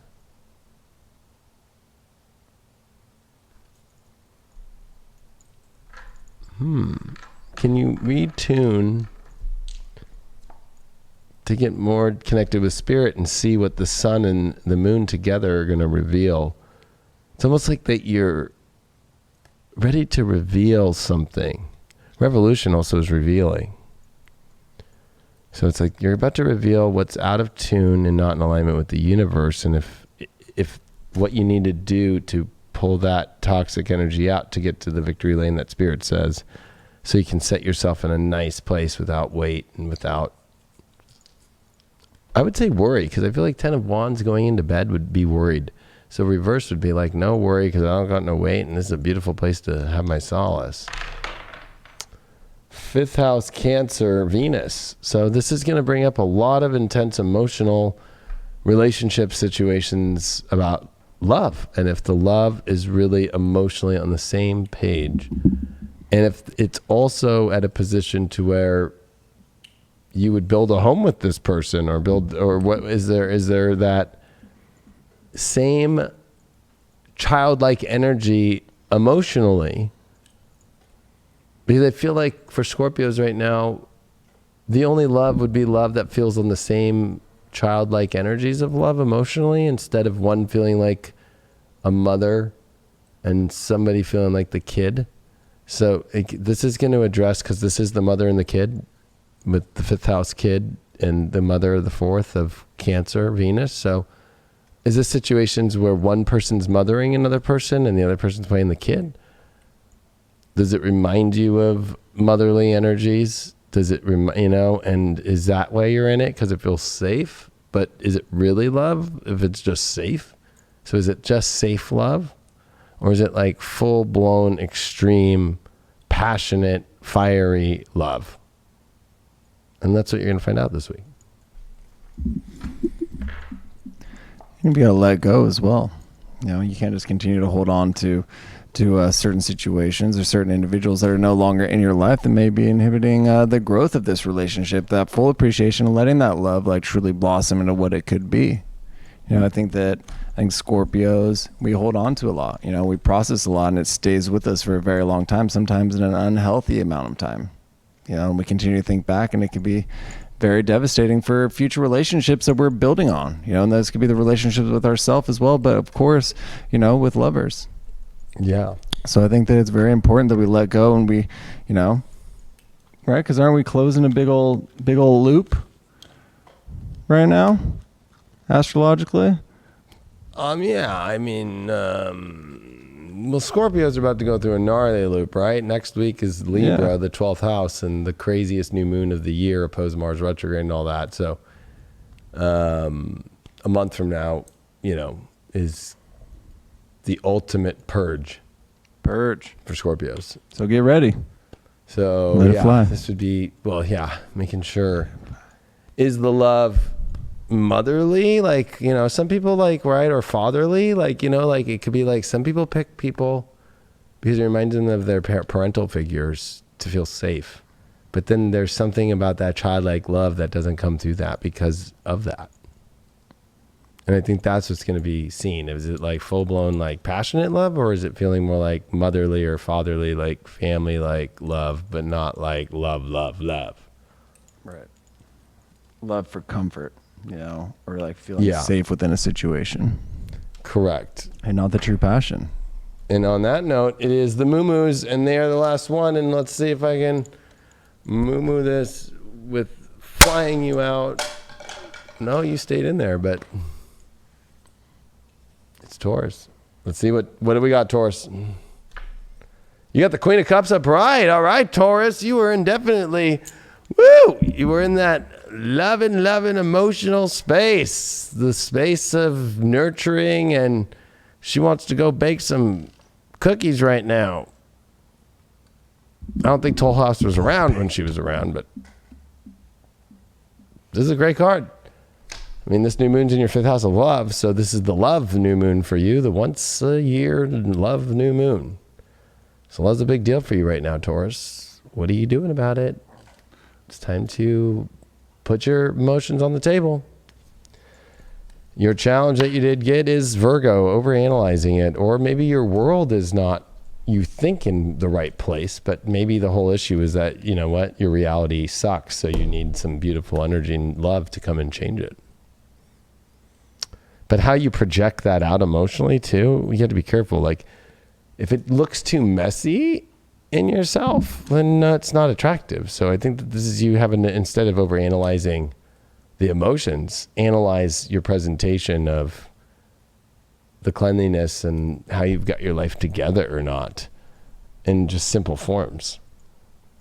Not complete form, but just the basics of how you show up, right?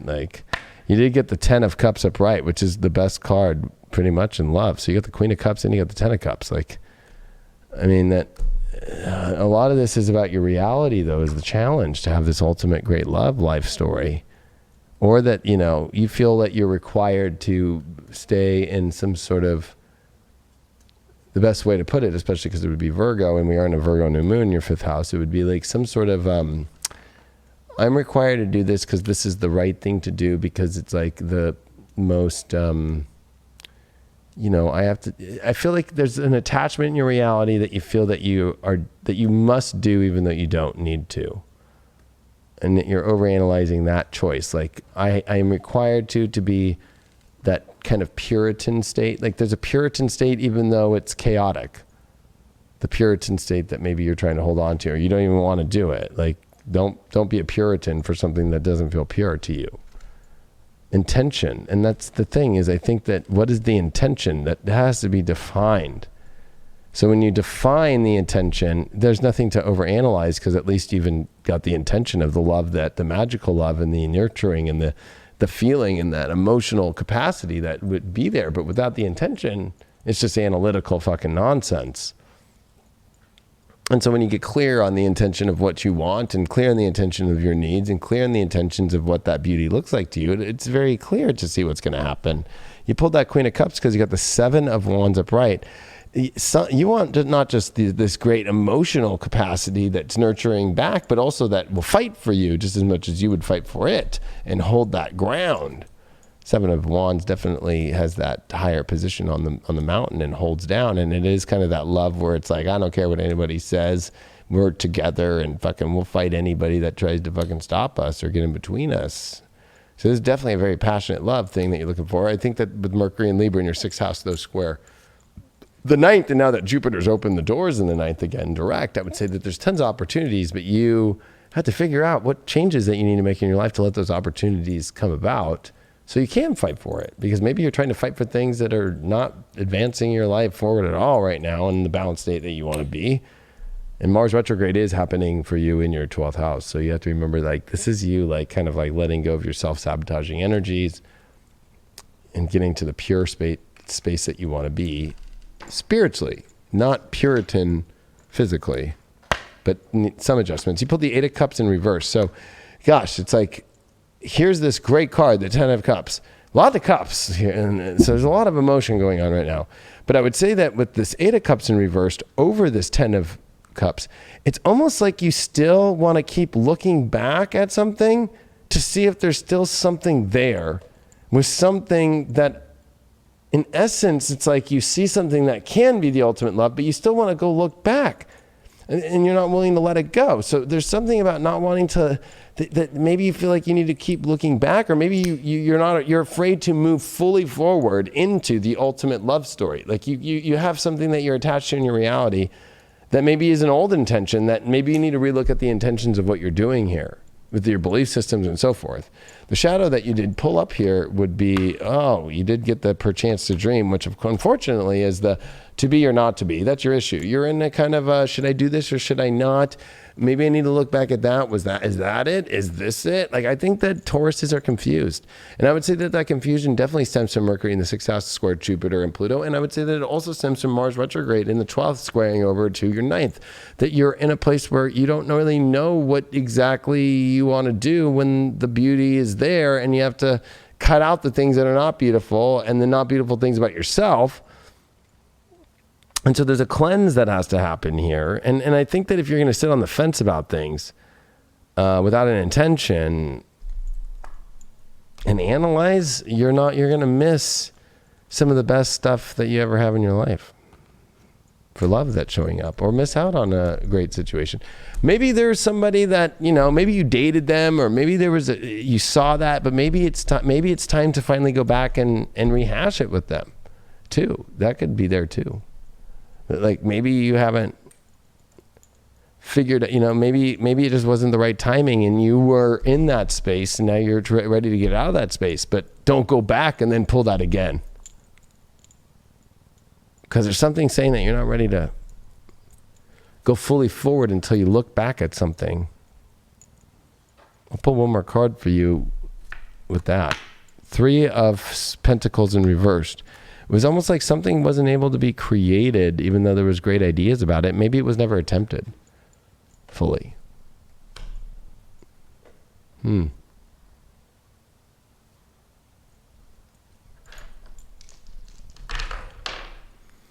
Uranus in Aries in the 4th. I mean, this is definitely wild and crazy emotions that are necessary in order for you to move forward in your life by defining what emotion you want to feel and connecting to it, and also connecting, in different ways, and having, there's a lot of disruption emotionally too that comes from the definition of whether it's in alignment with your life or not.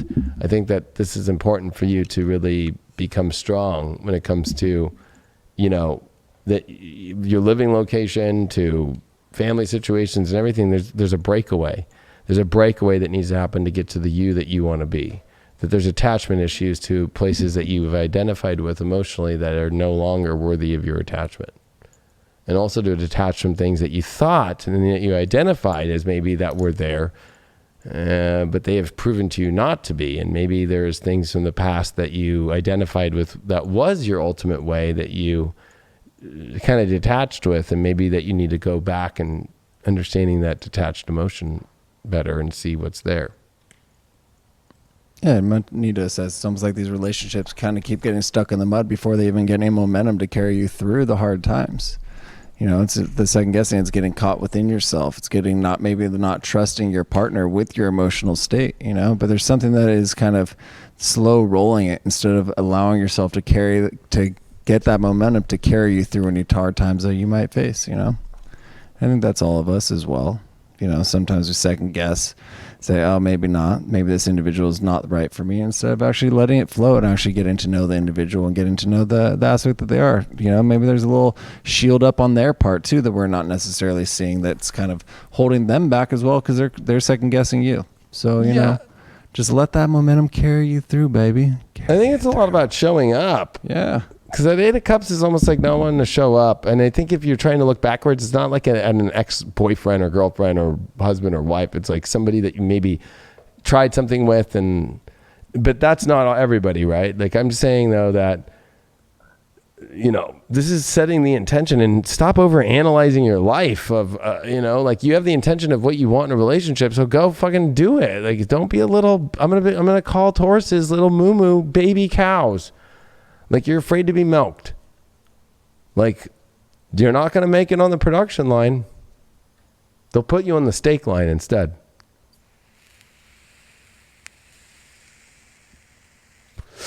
Deep Love Tarot was fun. Then you're going to end up in my smoker for 12 hours. I feel like I'm going to pull one card from this crazy deck, and I'm going to shuffle it for just everybody to kind of take. We can pull the Taurus down of how to get through this Venus square Uranus and this new moon. This new moon's carrying us into the next new moon, which will be about relationships, which will be fucking insane, about the realities that we're all changing and doing right now, and whether or not we're about to go through insanity of goodness or insanity of, fuck, why did I do this? And of course, we'll be doing spiritual dance music this week and deep astrology, and full disclosure to answer your questions if you're a member of highvibe.tv. So let's pull that Taurus off.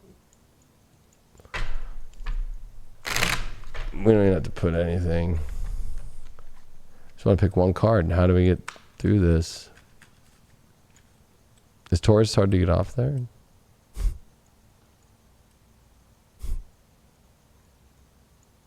Are you talking? Yeah. What did you say? Pull Taurus down. Oh. This is for everybody. Just, like little bonus round. It's just one card. All right. Of this new moon's intention of the realities we're going to choose in relationships when we come to the relationship new moon in Libra next month.